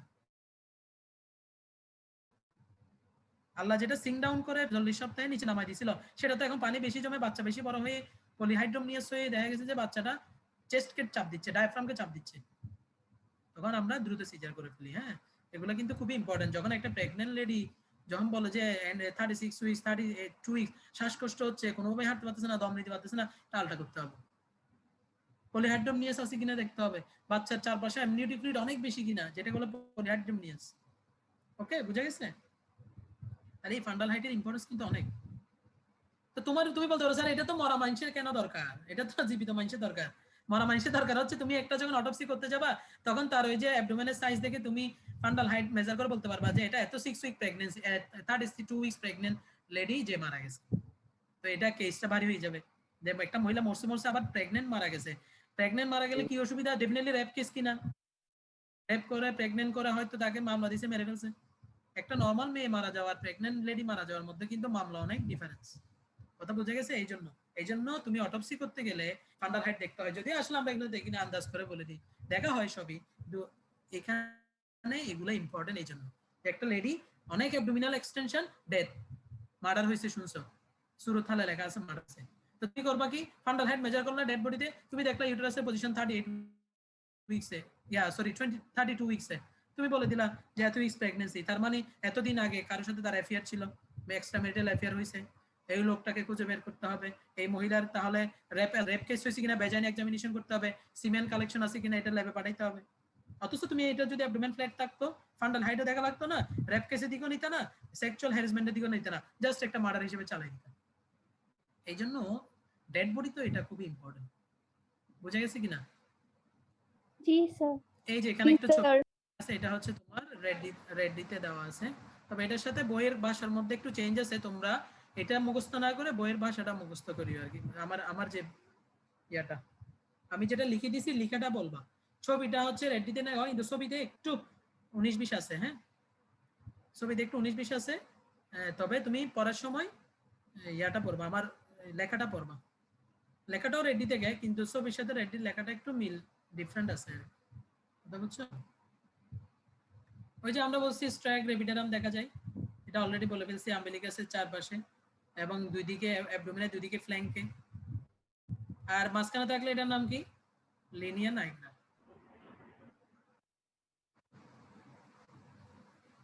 আর একটা আছে লিনিয়া অ্যালবিকান্স, ওগুলো না জানলেও চলবে, এটা জাস্ট মুখস্থ রাখবে। ঠিক আছে, তাহলে আমরা একটা সাইন পেয়ে গেলাম। একটা ব্রেক দিব। তোমাকে টায়ার্ড হয়ে গেছো? ব্রেক নিবা না 5 মিনিট পরে নিব আমরা? এটা শেষ করি। Sir break.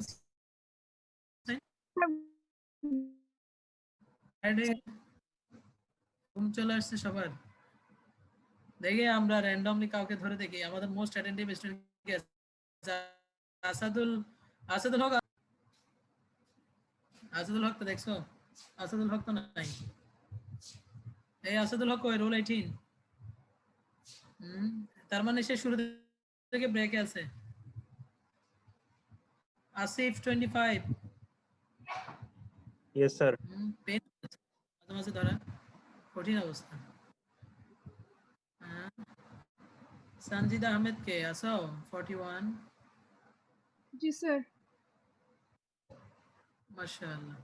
তারপর হচ্ছে কে আছে আর দেখি, এখন সবাই অ্যালার্ট হয়ে যাচ্ছে না, পার্সোনালি মেসেজ দিয়ে এই স্যার জিজ্ঞেস করতেছে কে আছে না আছে। খুব সালাক তোমরা। শাহাদাত হুসাইন স্যার আসাদ জানাতে স্যার নেট প্রবলেম স্যার চ্যাটে লিখছে স্যার।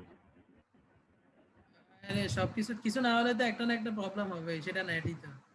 খুব সুবিধা তো এটা, বুঝছো? এই সুবিধা তো, কোনো কিছু সমস্যা হলে নেট সমস্যা, এটা হচ্ছে মানে ওপেন সিক্রেট একটা অজুহাত এবং সেটা নিতেই হবে। কি বলো বেলাল নাকি? জি স্যার। মনিটর হয়ে তো তুমি তো আরেক বিপদে পড়ছো, খালি তোমাকে জিজ্ঞেস করতেছি যা। হ্যাঁ আপনার কি জিজ্ঞেস করে এটা ঠিক আছে ও যেটা বলতেছে? জি sir. Okay fine, personal message দেওয়া যায়, দাও সবাইকে, আমরা ওই ঢুকেই দেখি পার্সেন্টেজ নিয়ে নেবো। তাহলে কয় মিনিট ব্রেক? 5 মিনিটস। এখন 12:10 বাজে, 12টা 15 নাকি? Sir 10 minute. ওকে 10 মিনিটস, 12টা 20 ইনশাআল্লাহ। পড়া ধরবো আমি, হ্যাঁ।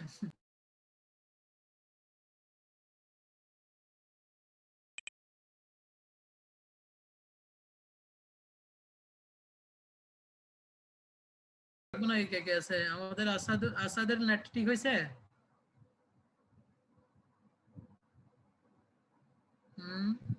এত এর নেট কি এখন আর ঠিক হবে না নাকি আজকে?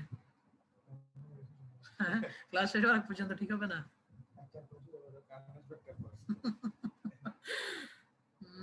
তোমাদের সোহেল স্যার তো বলতেছে তোমার ওর নেট নাকি 1টার আগে ঠিক হবে না। এটা কে? সার্জিন না সিরজিন?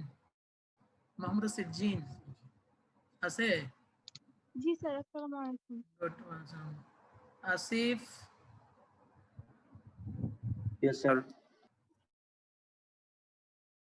ভেরি গুড, তো খুব অ্যাটেন্টিভ ছেলেরা। Yes.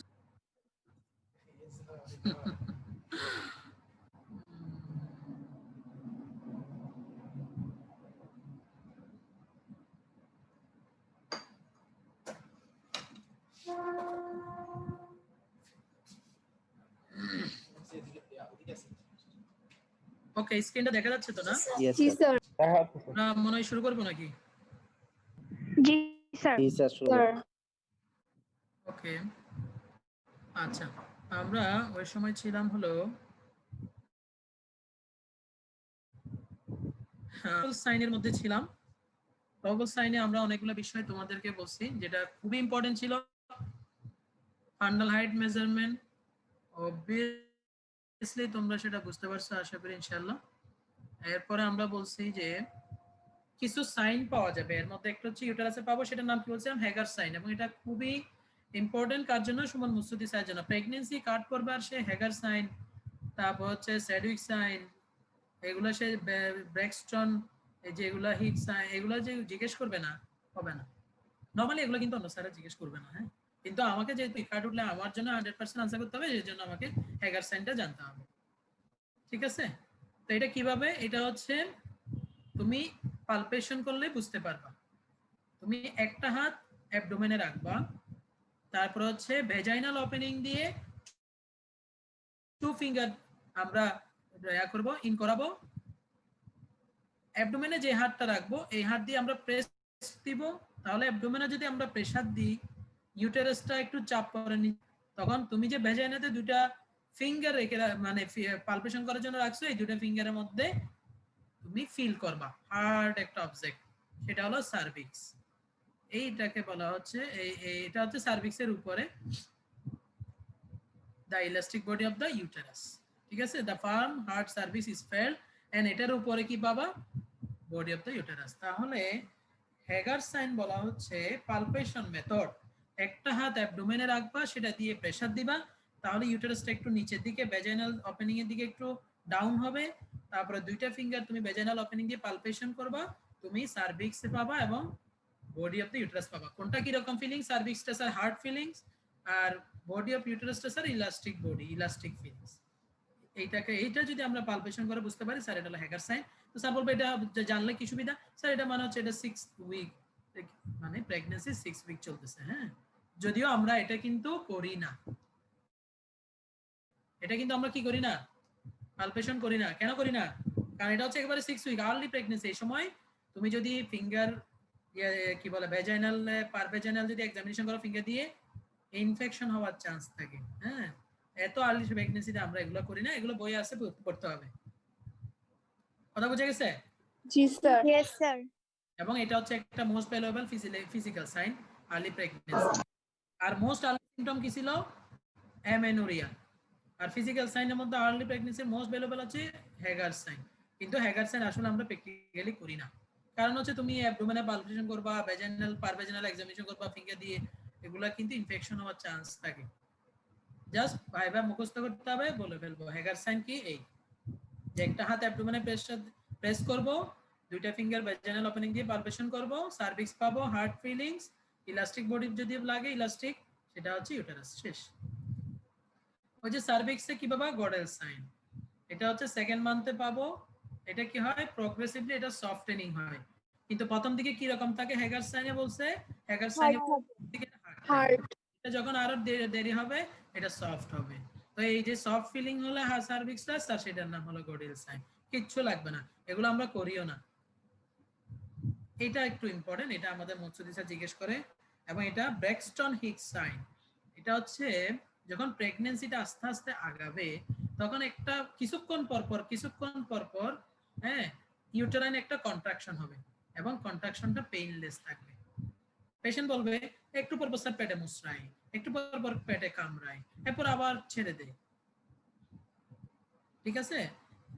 তো তুমি জিজ্ঞেস করবা যে স্যার আপনি তো বলছেন ইউটেরাইন কন্ট্রাকশন হওয়া মানে ডেলিভারির দিকে আগানো, তাহলে স্যার এটা কি ডেলিভারি হয়ে যাচ্ছে?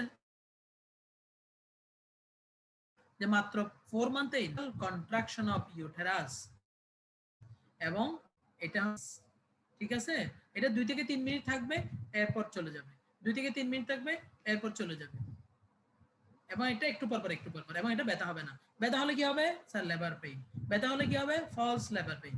ওকে, তাহলে ব্যথা বললেই কন্ট্রাকশনের সাথে সাথে এটা ট্রু লেবার পেইন, ব্যথা বললেই কন্ট্রাকশনের সাথে হয় ফলস লেবার পেইন। সেটা আলাদা বিষয় আছে, আলাদা ভাগ করা যায় কোনটা ফলস লেবার পেইন কোনটা ট্রু লেবার পেইন। আর যদি দেখো যে না একটু কামড়া ছেড়ে দেয়, মুসরা ছেড়ে দেয়, 2-3 মিনিট পর পর চলে যায়, এটা হলো ফিজিওলজিক্যাল। এটাকে বলা হচ্ছে intermittent uterine contraction of Braxton Hicks sign. এটা খুবই ইম্পর্টেন্ট, এটা আমাদের মুসলিম স্যার খুব পছন্দ করেন। ঠিক আছে? কন্ট্রাকশন কেন হয়? এটা ইউটেরাসের নরমাল ফিজিওলজিক্যাল কন্ট্রাকশন। ইউটেরাসের এগুলো মাসল না, ঠিক আছে? এটা ফিজিওলজিক্যাল একটা কন্ট্রাকশন, এটা একটা নরমাল ফিজিওলজিক্যাল। ওখানে ব্লাড সাপ্লাই হচ্ছে, মাসলের নরমাল অ্যাকশন পটেনশিয়াল আছে, সেখান থেকেই হচ্ছে। কথা বুঝছো? এটা নরমাল ফিজিওলজিক্যাল মাসকুলার কন্ট্রাকশন। আর ইউটেরাসটাও তো একটা মাসকুলার বডি, এটা হোল। ওটার যে স্মুথ মাসল আছে এগুলাতে কন্ট্রাকশন হচ্ছে অ্যাকশন পটেনশিয়ালের কারণে, এটা নরমাল ফিজিওলজিক্যাল। ঠিক আছে?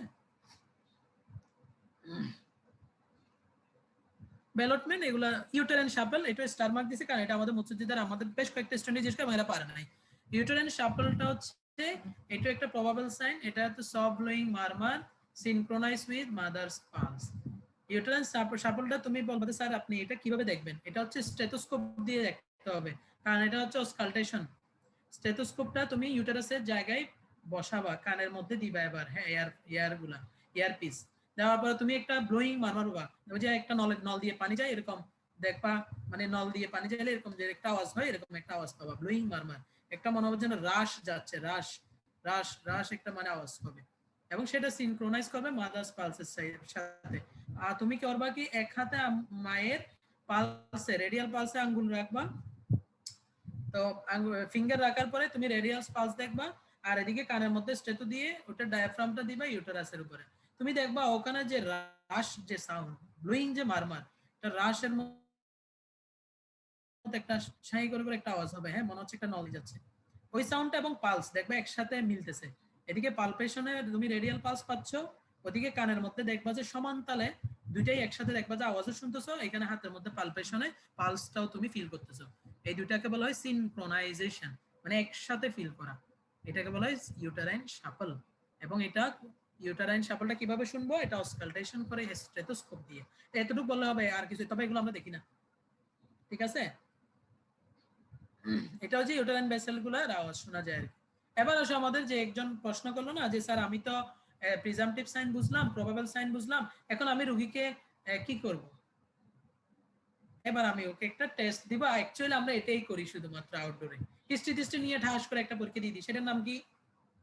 প্র্যাকটিক্যাল অভিজ্ঞতা আছে কিনা দেখি। আত্মীয় স্বজন তোমার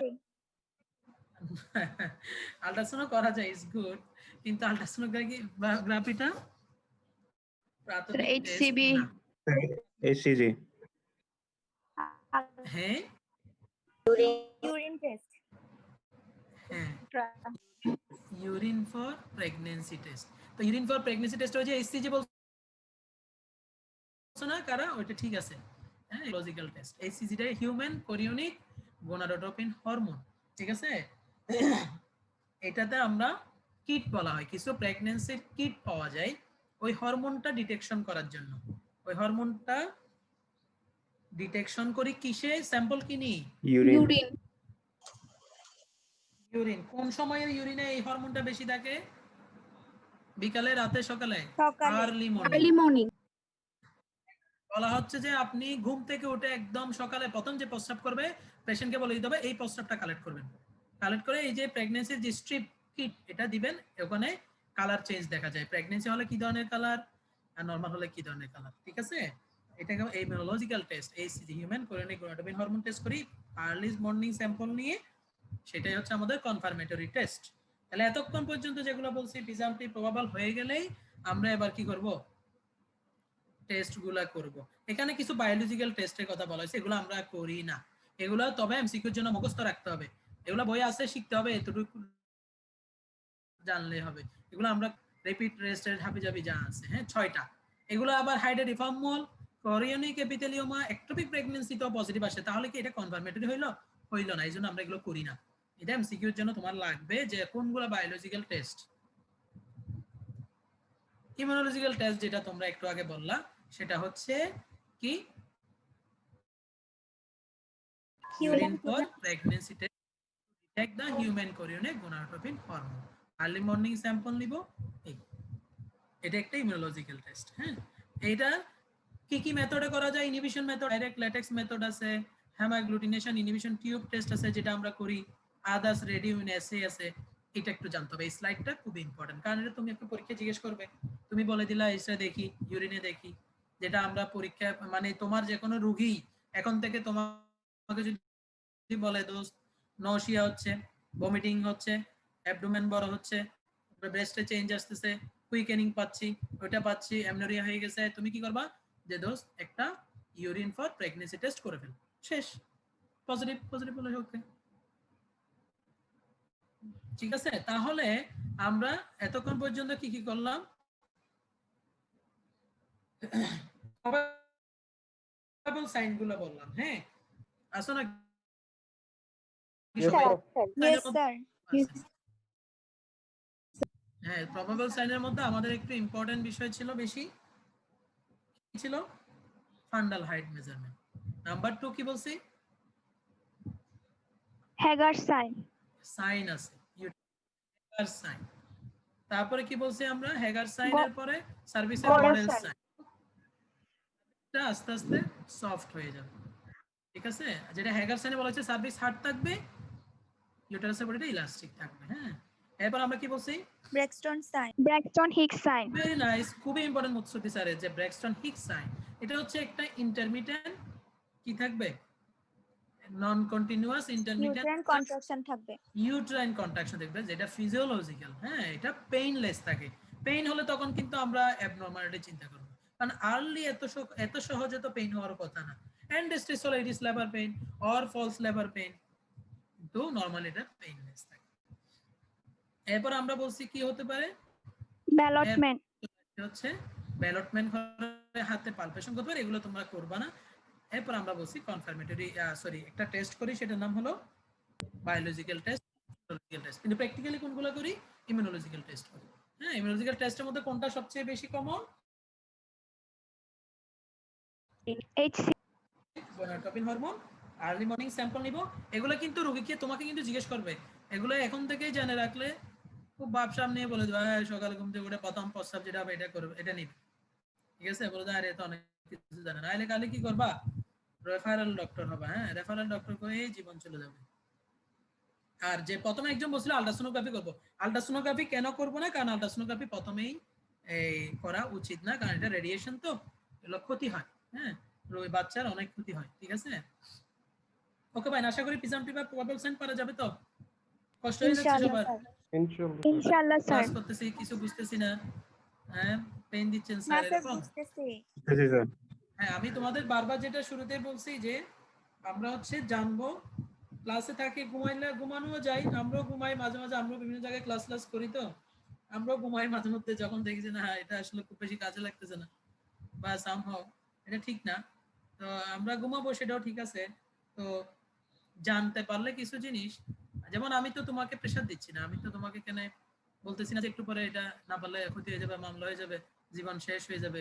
হ্যাঁ, অনেক এই জন্য আমরা বলতে চাচ্ছি, যেহেতু তোমাদের ফার্স্ট কপি শেষ হয় না, ওটা বিশাল একটা টেনশন আছে, ওটা রেগুলার পড়তে থাকো। পাশাপাশি এইগুলা হচ্ছে এই যে আজকে এটা দেখাইলাম, আমার মনে হয় যে তুমি মোটামুটি বুঝে ফেলছো। এবার তুমি এক পলক শুধু সাইন গুলো দেখলেই, পজিটিভ সাইন এখনো পড়ায়নি, দেখলে তুমি বলবো যে আর এগুলো তো পারি। তোমার একটা রোগী ফোন দিলে বলবো যে এটা আমি পারি, স্যার বলছে এটাই, তুমি বলতে পারবা হ্যাঁ এই সময় একটু ব্লিডিং হতেই পারে, প্রেগন্যান্সি পজিটিভ আসা পরও 2-3 মাস পরে মেনস্ট্রুয়াল একটু ব্লিডিং হয়, এটা নরমাল, কিন্তু এটা আবার বেশি হলে অ্যাবর্শন। সে বলতেছে নসিয়া ভমিটিং, ঘুম থেকে উঠে, বা তুমি বলছো একটা ইউরিন পর প্রেগন্যান্সি টেস্ট করে ফেলেন, এটা ল্যাবে গিয়ে পজিটিভ, বা আমার মেয়ে তো অনেক কিছু জানে। ঠিক আছে, এই জিনিসগুলো তুমি যা, একটা নসিয়া ভমিটিং হচ্ছে, তুমি বলতেছো এটা নরমাল, এখন 2 দিন পরে এসে বলছে আমি তো নেতা হয়ে গেছি, বমি করতে তো শেষ, তুমি বলবা একটা অ্যান্টি এমিটিক নেন, বমির একটা ইনজেকশন নেন, চলে যাবে। তুমি জানো যে এটার নাম হাইপারমেসিস গ্যাভিটারাম, এখন একটা অ্যান্টি এমিটিক দিতে হবে, এটা তো সাইড ইফেক্ট নাই। কথা বুঝে গেছে কিনা? ঠিক আছে, তো এই জিনিসগুলো হচ্ছে আমাদের জানতে পারলে সুবিধা। হ্যাঁ, জিনিসগুলো। এবার আসো পজিটিভ সাইন। হ্যাঁ, রোল 50 কে সামিহা জি স্যার। শুনতে পাচ্ছ? গুড, ঠিক আছে। এরপর হচ্ছে মনিটর তো আছে, ওকে, ও ডিস্টার্ব করা যাবে না, মনিটর ডিস্টার্ব করলে আবার মনিটর পর থেকে অব্যাহতি নেওয়ার চেষ্টা করবে নাকি, মনিটরদের উপর অনেক কাজ। এবার আসো পজিটিভ সাইন্স অফ প্রেগন্যান্সি। এটাকে কি বলছিলাম আরেকটা নাম? Confirmatory sign of pregnancy. এটা কিন্তু পরীক্ষা আসে, খুবই আসে, এবং এটা বেশি ধরবে তোমাকে, এমসিকিউ তে আসে, রিটেন আসে। পরীক্ষা অনেক সময় বলে দেয় what are the science of pregnancy, শুধু বলে যে মেনশন করলে শুধু নাম, কারণ এতগুলো মেনশন করলে 2 মার্ক পেয়ে যাবা। যদি বলা যায় specific positive sign of pregnancy, describe positive sign of pregnancy, তাহলে একটু ইলাবোরেট করতে হবে। হ্যাঁ, আসো এবার পজিটিভ সাইন অফ প্রেগন্যান্সি কি কি? Fetal part and movement. তো তুমি যদি ফিটাল পার্ট বুঝতে পারো, ফিটাল মুভমেন্ট বুঝতে পারো, তোমার কি আর কোনো নেগেটিভিটির প্রয়োজন আছে? নাই, বাচ্চাই হয়ে গেছে কেন। হ্যাঁ, এখন তুমি যদি এসে বলো যে ডাক্তার সাহেব আমার মেয়ের পেট বড় হয়ে গেছে, আমার মেয়ের মানে মেনস্ট্রুয়েশন বন্ধ হয়ে গেছে, এখন মাঝে মাঝে কে যেন লাগতে মনে হয় বাতাস লাগছে, এখন তো আর বাতাস লাগে না, বাতাস না লাগার আগে লেগে গেছে, এখন ঘটনা শেষ। এখন আসো এরকম বহুত গাইবি বাতাস লাগে অনেক সময় আনমেরিড উইমেনদের। ঠিক আছে, এসে ডাক্তারের কাছে বলবে, এবং ডাক্তার বলবে যে আপনার মেয়ে প্রেগন্যান্ট, বলছে না আমি তো বলছিলাম আমার বাতাস লাগছে। এনিওয়ে, আল্লাহ মাফ করো। এবার আসো প্রেগন্যান্সিতে কি কি আছে। ফিটাল পার্টস এন্ড মুভমেন্ট যখন চলে আসবে, এখানে আর লুকোচুরির সুযোগ নেই। ফিটাল হার্ট সাউন্ডই যখন চলে আসবে, যে অসকালটেশন করে বাবা, প্লাসেন্টাল শাপল। এখানে একটা জিনিস খেয়াল করো তো, প্রবাবল সাইনে কি ছিল? একটা শাপল ছিল, ইউটেরাইন শাফল। Very nice. এটা কিন্তু এমসিকিউ তে আমাদের অনেক সময় ভুল হয়ে যায়, মাথায় রাখবে, এটা এমসিকিউ তে আসে। এখানে হচ্ছে প্লাসেন্টাল শাপল, আর ওখানে ইউটেরাইন শাপল। ইউটেরাইন শাপলটা কি দিয়ে আমরা ফিল করতাম? ইউটেরাইন শাপলটা আমরা অসকালটেশন। তো ওটা আবার কার সাথে সিনক্রোনাইজ হয়? ওটা হ্যাঁ, তুমি ওটা ইউটেরাইন শাপল নাকি প্লাসেন্টাল শাপল একটু পরে বলবো।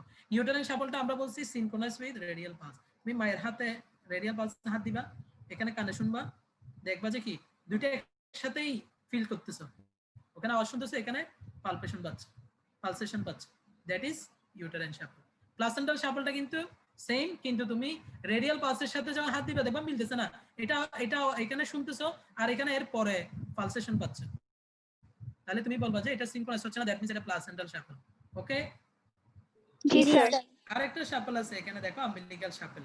তাহলে দুইটা শাপল আছে, তিনটা শাপল আছে, একটা শাপল ইউটেরাইন শাপল, সেটা হচ্ছে প্রবাবল সাইন, আর পজিটিভ সাইনের মধ্যে হচ্ছে আম্বিলিক্যাল শাপল, প্লাসেন্টাল শাপল। তুমি পড়ার সময় কিন্তু মুখস্থ করবা, কিন্তু আমার এই পয়েন্টগুলো একটু নোট মানে মাথায় ধরে রাখলে পড়ার সময় বলবো যে হ্যাঁ চোখে পড়বে যে এই দুইটা এই জায়গায়, এইটা এই জায়গায়, তাহলে তোমার ভুল হবে না। এরপর হচ্ছে এক্স রে ডায়াগনোসিস, এরপর হচ্ছে আলট্রাসোনোগ্রাফি। এখন আলট্রাসোনোগ্রাফি যখন তুমি ফিটাসই পেয়ে যাবা, তাহলে কি আর কোনো চিন্তা আছে? নাই। এক্স রে করলে যখন No, ফিটালের পেয়ে যাবা, বোনসের শ্যাডো পেয়ে যাবা, আর কোনো মানে ভুল হইতে পারে? হইতে পারে না। এই জন্য এইগুলাকে বলা হচ্ছে পজিটিভ সাইন। একটু একটু আমরা দেখি, ঠিক আছে? একটু দাঁড়াও। ওকে, হ্যাঁ, আচ্ছা, ফিটাল পার্টস এন্ড মুভমেন্ট। হ্যাঁ,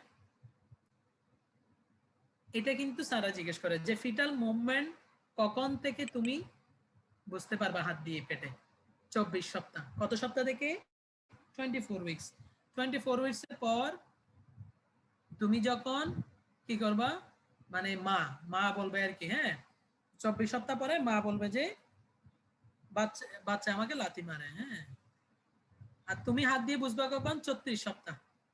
এখন তোমাদের অনেক পেশেন্ট তোমাকে বলবে আমি তো, তুমি বলছো যে টিউরিন ফর প্রেগন্যান্সি টেস্ট কর, পজিটিভ পাইলা, মহা খুশি, আচ্ছা 2 মাস গেল, 2 মাস পর সে বলতেছে দোষ আমরা তো জানি যে বাচ্চা লাথি দেয়, এখন তো বাচ্চা কোনো লাথি দিচ্ছে না, কি হবে?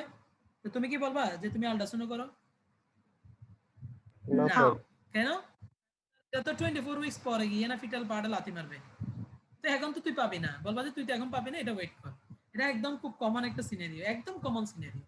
নতুন মানে ফার্স্ট প্রেগন্যান্সিতে যে লোকজন কি পরিমাণ সাইকোলজিক্যালি ডিপ্রেস থাকে, কিছুক্ষণ পর পর আত্মীয় স্বজন হলে কালে ফোন দিবে, এটা হচ্ছে, পেট ব্যথা হচ্ছে, বমি হচ্ছে, খাইতে পারতেছি না, আরে বাচ্চা তো নড়তেছে না, গেছে মনে হয় মরে, কাহিনীর শেষ নেই। তবে এটা আসলেই অনেক কষ্ট, এটা আমাদের মারা এটা সহ্য করছে আলহামদুলিল্লাহ। তাহলে এটা আমার প্র্যাকটিক্যালি খুবই দরকার, ফিটাল পার্টের যে মুভমেন্ট মা বুঝতে পারবে 24 সপ্তাহ পরে। হ্যাঁ, ফিটাল হার্ট সাউন্ড, এটা কিভাবে শুনবো?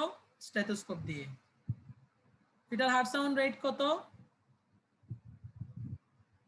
কত? 160। 160 at 160 fifth and at 120 at 5th, 9 months. 120 at এটা সাধারণত হ্যাঁ এরকম রেঞ্জ আছে, অথবা তুমি ইয়া বলতে পারো, সিঙ্গেলও বলতে পারো। হ্যাঁ, যাক এগুলো আমরা জানলে হয়, এগুলো খুব বেশি জিজ্ঞেস করি না। ফিটাল হার্ট সাউন্ড কখন পাবা না? যখন ফিটাসটা মারা যাবে। এটা আমাদের মিসুদিসা জিজ্ঞেস করে, মিসুদিসা জিজ্ঞেস করতেছে আচ্ছা বাচ্চা তো সাউন্ড পাবা না, খুব ভালো কথা, কখন পাবা না? এখন ঠাস করে আর বলতে পারে না, কি রে ফিটাল হার্ট সাউন্ড কখন পাবো না? প্রথম কথা বাচ্চা দিতে মারা যায়, একদম সোজা কথা, চোখ বন্ধ করে বলে দিবা। এই যে একজন বলছো থ্যাংক ইউ। এরপরে কি হলে এক্সেসিভ কোয়ান্টিটি অফ লিকুয়ার এমনি, যে অ্যামনিওটিক ফ্লুইডে যদি অনেক বেশি হয়ে যায়, এরপরে অনেক বেশি ফ্যাটি মহিলা হলে, দেখা গেছে অ্যাবডোমিনাল ওয়ালে যে পরিমাণ ফ্যাট জমে আছে, কি সাউন্ড বোম মারলে আসবে না, সাউন্ড তো আসবেই না। এরপর হচ্ছে কি হয় না, examination is made before 18 weeks of pregnancy, তো 18 উইকস এর আগে তো তোমার ফিটাল হার্ট সাউন্ড পাবা না, ঠিক আছে? ওই যে 18 উইকস এর পর পাওয়া যায়, বুঝা গেছে? জি বুঝছো স্যার। কিনা এটা? জি স্যার। যদি আমরা ইয়েস স্যার। এটা আমরা যদি স্যাররা জিজ্ঞেস করে, তোমার আত্মীয় স্বজন যদি জিজ্ঞেস করে, তাহলে বাচ্চা নড়াচড়া এগুলো যখন কেউ বলবে যে আমি পাচ্ছি না, প্রথম কিন্তু মনে রাখতে হবে ইট ইজ অ্যালার্মিং সাইন। কখন অ্যালার্মিং সাইন? যে বাচ্চা নড়াচড়া না করলে, এবং বাচ্চার যদি হার্ট সাউন্ড ডাক্তার বলে যে আমি পাচ্ছি না। নাম্বার 2, এবার তুমি চিন্তা করবা যে এটা কতদিনের প্রেগন্যান্সি। যখন বলবে এটা আজকে এন্ড স্টেজের দিকে প্রেগন্যান্সি, থার্ড স্টেজের প্রেগন্যান্সি, 32 সপ্তাহ হয়ে গেছে, আগে পাইতাম এখন পাচ্ছি না, তাহলে it is abnormal, it is serious issue. কিন্তু তুমি জিজ্ঞেস করলা এই দোস্ত কয় মাস হয়েছে ভাই, আপনার কয় মাস চলে? 1 মাস, 2 মাস, 3 মাস, তুমি বলো যে আপনি ওয়েট করেন আরো পরে পাবেন। কিন্তু যদি বলে যে আমি আগে পাচ্ছিলাম, এখন 32 উইকস চলে, এখন পাচ্ছি না, ইটস অ্যালার্মিং। আল্ট্রাসাউন্ড করে দেখতে হবে বাচ্চা মারা গেছে কিনা, আল্ট্রাসাউন্ড করে দেখতে হবে যে এক্সেসিভ ফ্লুইড কিনা, পলিহাইড্রোমনিয়াস কিনা।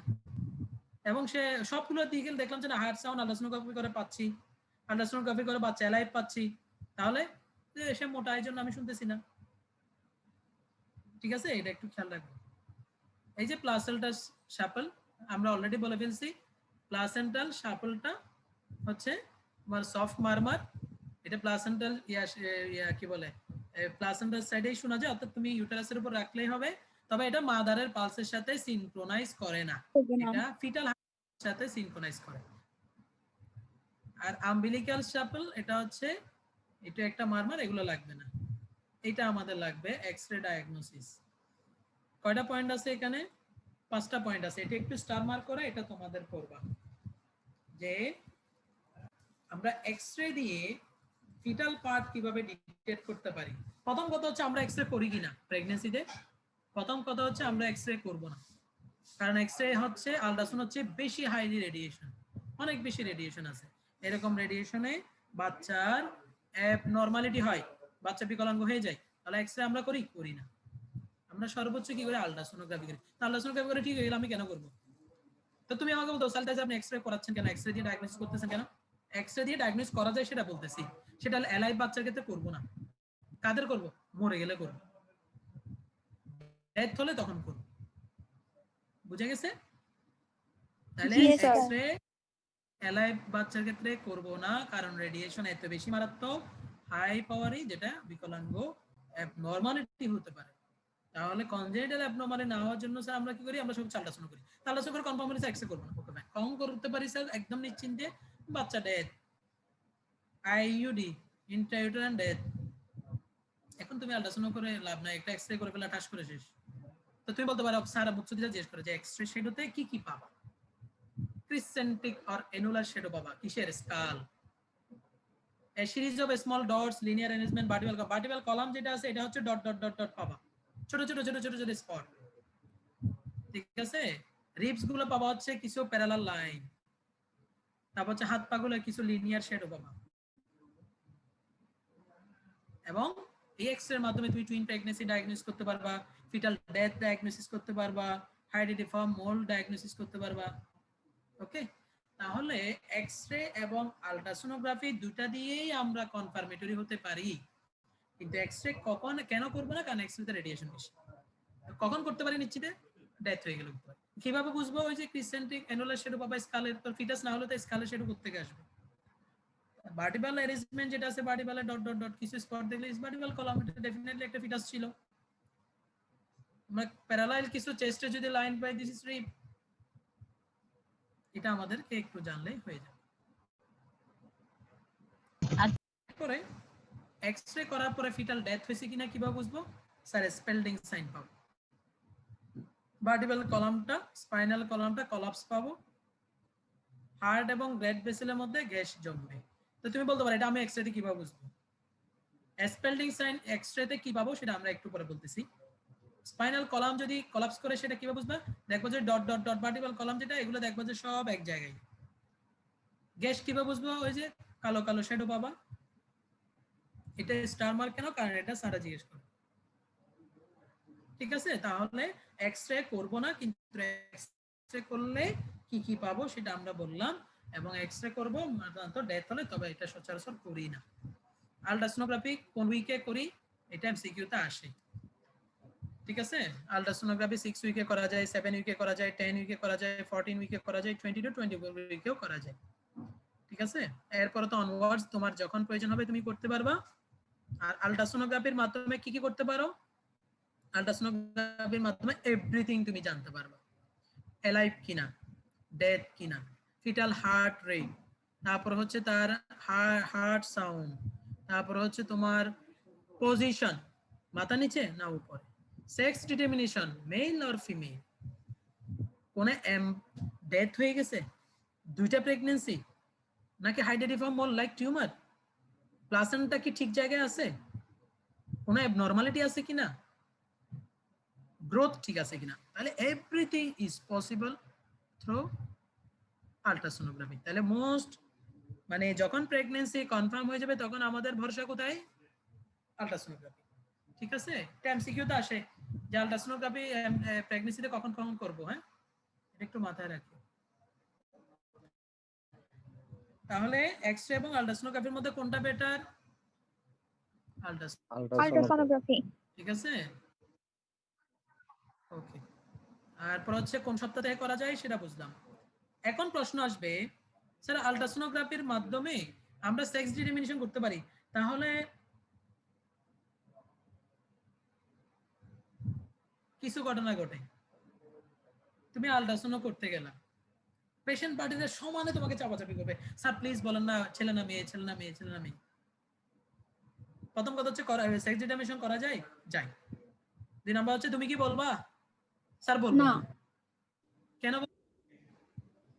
কারণ হচ্ছে এটা প্রফেশনাল সিক্রেসি, এটা তোমাকে মেনটেন করতে হবে। প্রফেশনাল সিক্রেসি করছো না ফার্স্ট জি টাইমে? স্যার। জি Yes, sir. Sir. Sir professional secrecy maintain করতে হবে। এখন আমি যদি বলি, বলে দিলে কি অসুবিধা? তোমার আত্মীয়-স্বজন মনে করো তোমার কাছে গেছে, তুমি বলে দিলে, এটা তো বলেছে। হ্যাঁ মনে করো তোমার আত্মীয়-স্বজন তোমার কাছে আসছে, আরে আপু বলেন না আমার কি ছেলে না মেয়ে, বলে দিলে আপনার ছেলে হবে। দুমায়েরা কি করলো, মানে উদযাপন করা শুরু করে দেয়। এখন তো আবার বিভিন্ন ধরনের অকেশনে বিভিন্ন ধরনের উদযাপন চলে, দুমা উদযাপন করলো, আচ্ছা ঠিক আছে, এখন ডেলিভারি হইলো, আল্লাহ না করুক চলে আসলো মেয়ে, ঠিক আছে, এখন চলে আসলো কি মেয়ে, এখন কি হবে বলো? এরপরে পিঠে চামড়া থাকবে? ভাঙচুর করে শেষ। কাকে ভাঙচুর করবে? তোমাকে না, ভাঙচুর করবে কাকে? তুমি তো আলটা করছো, তুমি তো ডেলিভারি করো নাই। ভাঙচুর করবে হসপিটাল। স্যার কেন? কারণ ডেলিভারি করছো হসপিটালে, ওরা বলবে যে আল্ট্রাসাউন্ড বলছে ছেলে হবে, আপনারা ছেলে বদলা ফেলছেন, ডেলিভারি ছেলে হয়েছে, আপনারা মেয়ে দিচ্ছেন। তাহলে তোমার একটা কমেন্টে কত বড় ডিভাস্টেটিং একটা ঘটনা করতে পারে দেব, যে এটা বিশেষ করে গ্রামে এটা খুবই হয়, খুবই হয়। এই জন্য বলা হচ্ছে it should be maintain secrecy, professional secrecy. তাহলে the determination of sex via the ultrasonography should not disclosed, should not be disclosed. বুঝা গেছে? কারণ হচ্ছে এটা অনেক বেশি কনসিকুয়েন্স আছে। বিশেষ করে গ্রামে এরকম আমাদের বহু কলিগ সিনিয়র স্যাররা আল্ট্রাসাউন্ড করছে, বলছে চাপাচাপি করে ছেলে বলছে, পরে হয়েছে মেয়ে, হসপিটাল ভাঙচুর করছে, না হলে ওই ডাক্তারকে মারতে আসছে। কারণ হচ্ছে গ্রামে তো একটা ছেলে মানে এটা অনেক কিছু। মেয়েদেরকে এখনো তো বিভিন্ন জায়গায় যেখানে একটু এডুকেশন লেভেল কম, ইলিটারেট বেশি, অনেক খারাপ চোখে দেখতে চায়। একটা ছেলে মানে তাদের মধ্যে অনেক, তারা অনেক কিছু চিন্তা করে আছে। খাস করে তুমি ডেলিভারি হওয়ার পর দেখলাম মেয়ে হয়ে গেছে, তাদের মন মানসিকতা মেজাজ কিছু ধরতে পারবে, ধরে রাখতে পারবে না। তালাক হয়ে যায়, ডিভোর্স হয়ে যায়, সংসার অশান্তি নেমে আসে, হসপিটাল ভাঙচুর করে, বাচ্চা চুরি করে ফেলছেন। সো বি কেয়ারফুল, মামলা করে দিবে কিন্তু। হ্যাঁ, আমরা কখনো ডিসক্লোজ করব না। Okay fine. একটা প্রশ্ন আসে দেখবা, how you will confirm the early pregnancy অথবা sign symptom of first trimester. তো তোমাকে তাহলে একটু জানতে হবে, স্যার ফার্স্ট ট্রাইমেস্টার কোনটা, সেকেন্ড ট্রাইমেস্টার কোনটা, থার্ড ট্রাইমেস্টার কোনটা। প্রথম 12 সপ্তাহ ফার্স্ট ট্রাইমেস্টার, তারপরে 12 সপ্তাহ সেকেন্ড ট্রাইমেস্টার, তারপর 12 সপ্তাহ থার্ড ট্রাইমেস্টার। ঠিক আছে? তাহলে যদি বলা হয় আর্লি প্রেগন্যান্সি কোনটা, আর্লি প্রেগন্যান্সি হচ্ছে কোনটা? Up to 12। হ্যাঁ, প্রিজাম্পটিভ সাইন এবং প্রবাবল সাইন। হ্যাঁ ঠিক আছে, ওকে। এতটুকু পর্যন্ত কার কার অসুবিধা আছে বলো? এতটুকু পর্যন্ত কার কার অসুবিধা আছে?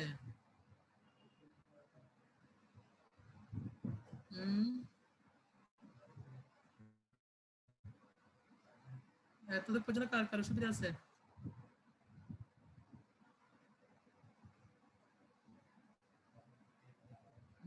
দেখি আমরা তাহলে পজিটিভ সাইন ও শেষ করে ফেললাম। ঠিক আছে,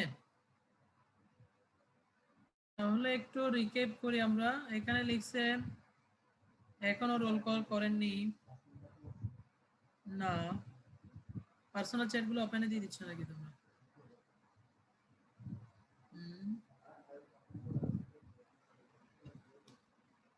কে কে আসছো তোমরা এখানে? আমাদের মনিটর হচ্ছে কে? স্যার আমি স্যার। বেলাল না? জি স্যার। আচ্ছা, ওটা একটু পরে বলতেছি। ওকে, আমরা তাহলে আজকে কি কি পড়লাম? প্রেগন্যান্সি ডেফিনেশন, সেটা তো অলরেডি বলেই ফেলছি যে এখানে একটা ফিজিওলজিক্যাল কন্ডিশন বলতে হবে, ওভাম ফার্টিলাইজড বাই স্পারমাটোজোয়া। তারপরে আমরা বলছি যে এটার মেডিকেলিক্যাল ইম্পর্টেন্স কেমন। মেডিকেলিক্যাল ইম্পর্টেন্স আমরা পরীক্ষায় জিজ্ঞেস না করলে বাস্তবতা এটা খুবই ইম্পর্টেন্ট। এখানে একটা স্যাররা প্রশ্ন করে যে যদি ডেথ সেন্টেন্স দেওয়া হয় কোনো ফিমেল আসামিকে, তাহলে তার ক্ষেত্রে কি প্রেগন্যান্সি অবস্থায় মানে ফাঁসি দেওয়া হবে? আমরা বলতেছি দেওয়া যাবে না। কেন? ডেলিভারি হওয়ার 6 মাস পরে দেওয়া যাবে। এরপর আমরা বলছি যে তোমার অনেক সম্পত্তির জন্য প্রেগন্যান্সি আইডেন্টিফাই দরকার আছে। তারপর হচ্ছে তোমার সম্পত্তির জন্য বা ম্যারেজের জন্য দরকার আছে। এরপর আমরা বলছি 3 ধরনের সাইন আছে, প্রিজাম্পটিভ সাইন, প্রবাবল সাইন এবং হচ্ছে পজিটিভ আর কনফার্মেটরি সাইন। ঠিক আছে? যেমন আমাদের এখানে লোকজন কে কে আছো? রোল 20 তাসলিমা আছো? শুনতে পাচ্ছ?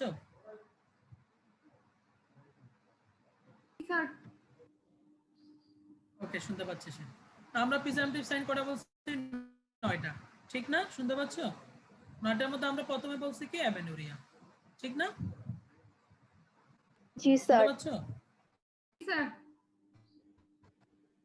Okay fine. এরপর আমরা একটু দেখি এখানে আর কে আছে। আরিফুল ইসলাম 33 আছো? স্যার আসসালামু আলাইকুম। স্যার আছি আমি। আরিফুল ইসলাম, আচ্ছা শুনতে পাচ্ছ তুমি? ছিলা এতক্ষণ? স্যার আছি না স্যার। মাত্র ঘুম থেকে উঠছো? না স্যার, হ্যালো। আচ্ছা, এরপর আমরা হ্যাঁ প্রবাবল সাইনের মধ্যে আমরা কি বলছিলাম?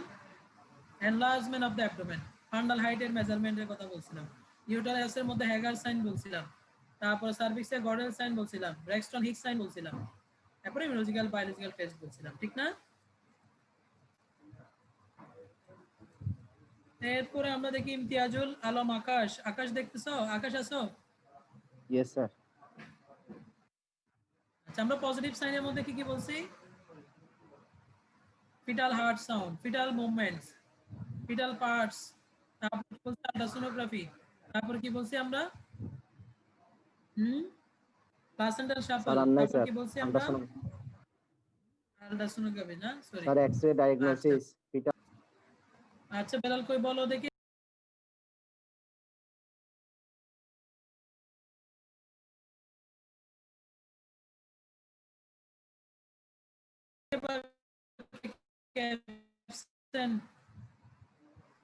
স্যার অ্যাবসেন্ট হচ্ছে স্যার রোল 6।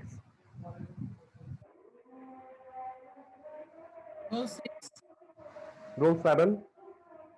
ও আসে নাই কেন? দুজন কি একসাথে মানে মিউচুয়াল করে আসে না এরকম? না স্যার রোল 7 এর বৃষ্টি হচ্ছে পড়ছে স্যার এই ও জন্য। বাড়িতে স্যার। আমি ওর কি নানা বললাম মারা গেছে, কলেজে বাড়িতে গেছে স্যার।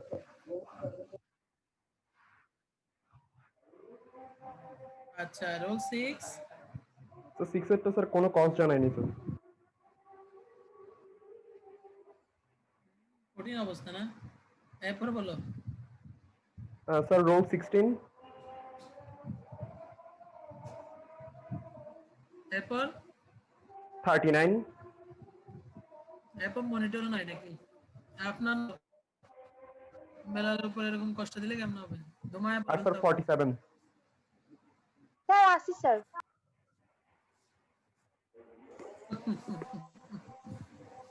ভাই তোমার সাথে শত্রুতা আছে নাকি? এরপর বলো।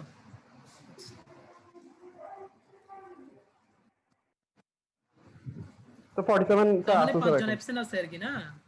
স্যার রোল 6, 7, 16 আর স্যার 39। আমাদের 5 47 জন স্যার এখন অ্যাবসেন্ট। আছে।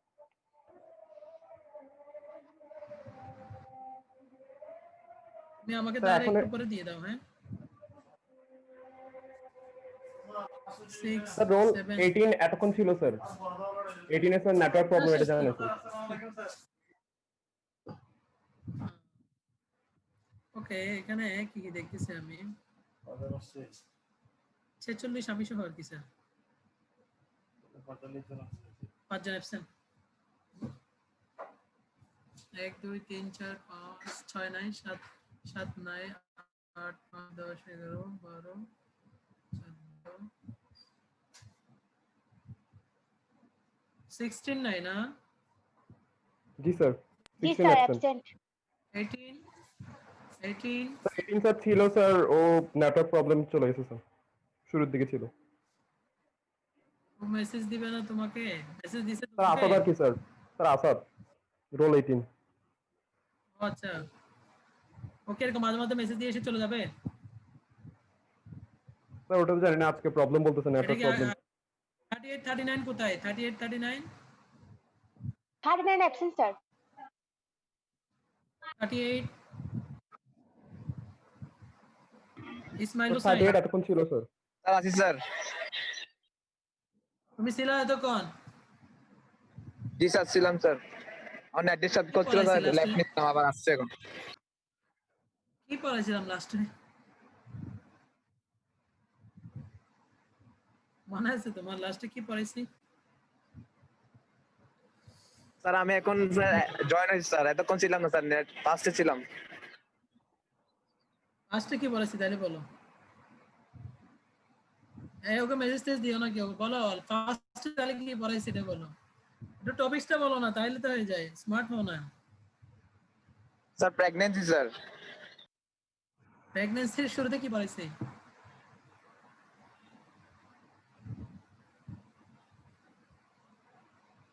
কঠিন অবস্থা, হ্যাঁ? ঠিক আছে, তাহলে আমি অ্যাবসেন্টগুলো পেয়ে গেছি। থ্যাংক ইউ তোমাদের সবাইকে। আমরা পরবর্তীতে বাকিগুলো পড়াবো ইনশাআল্লাহ। ঠিক আছে, থ্যাংক ইউ সবাইকে। হ্যাঁ, এটা সবাই আসসালামু আলাইকুম স্যার। ওয়ালাইকুম স্যার। আসসালামু আলাইকুম স্যার। আসসালামু আলাইকুম স্যার।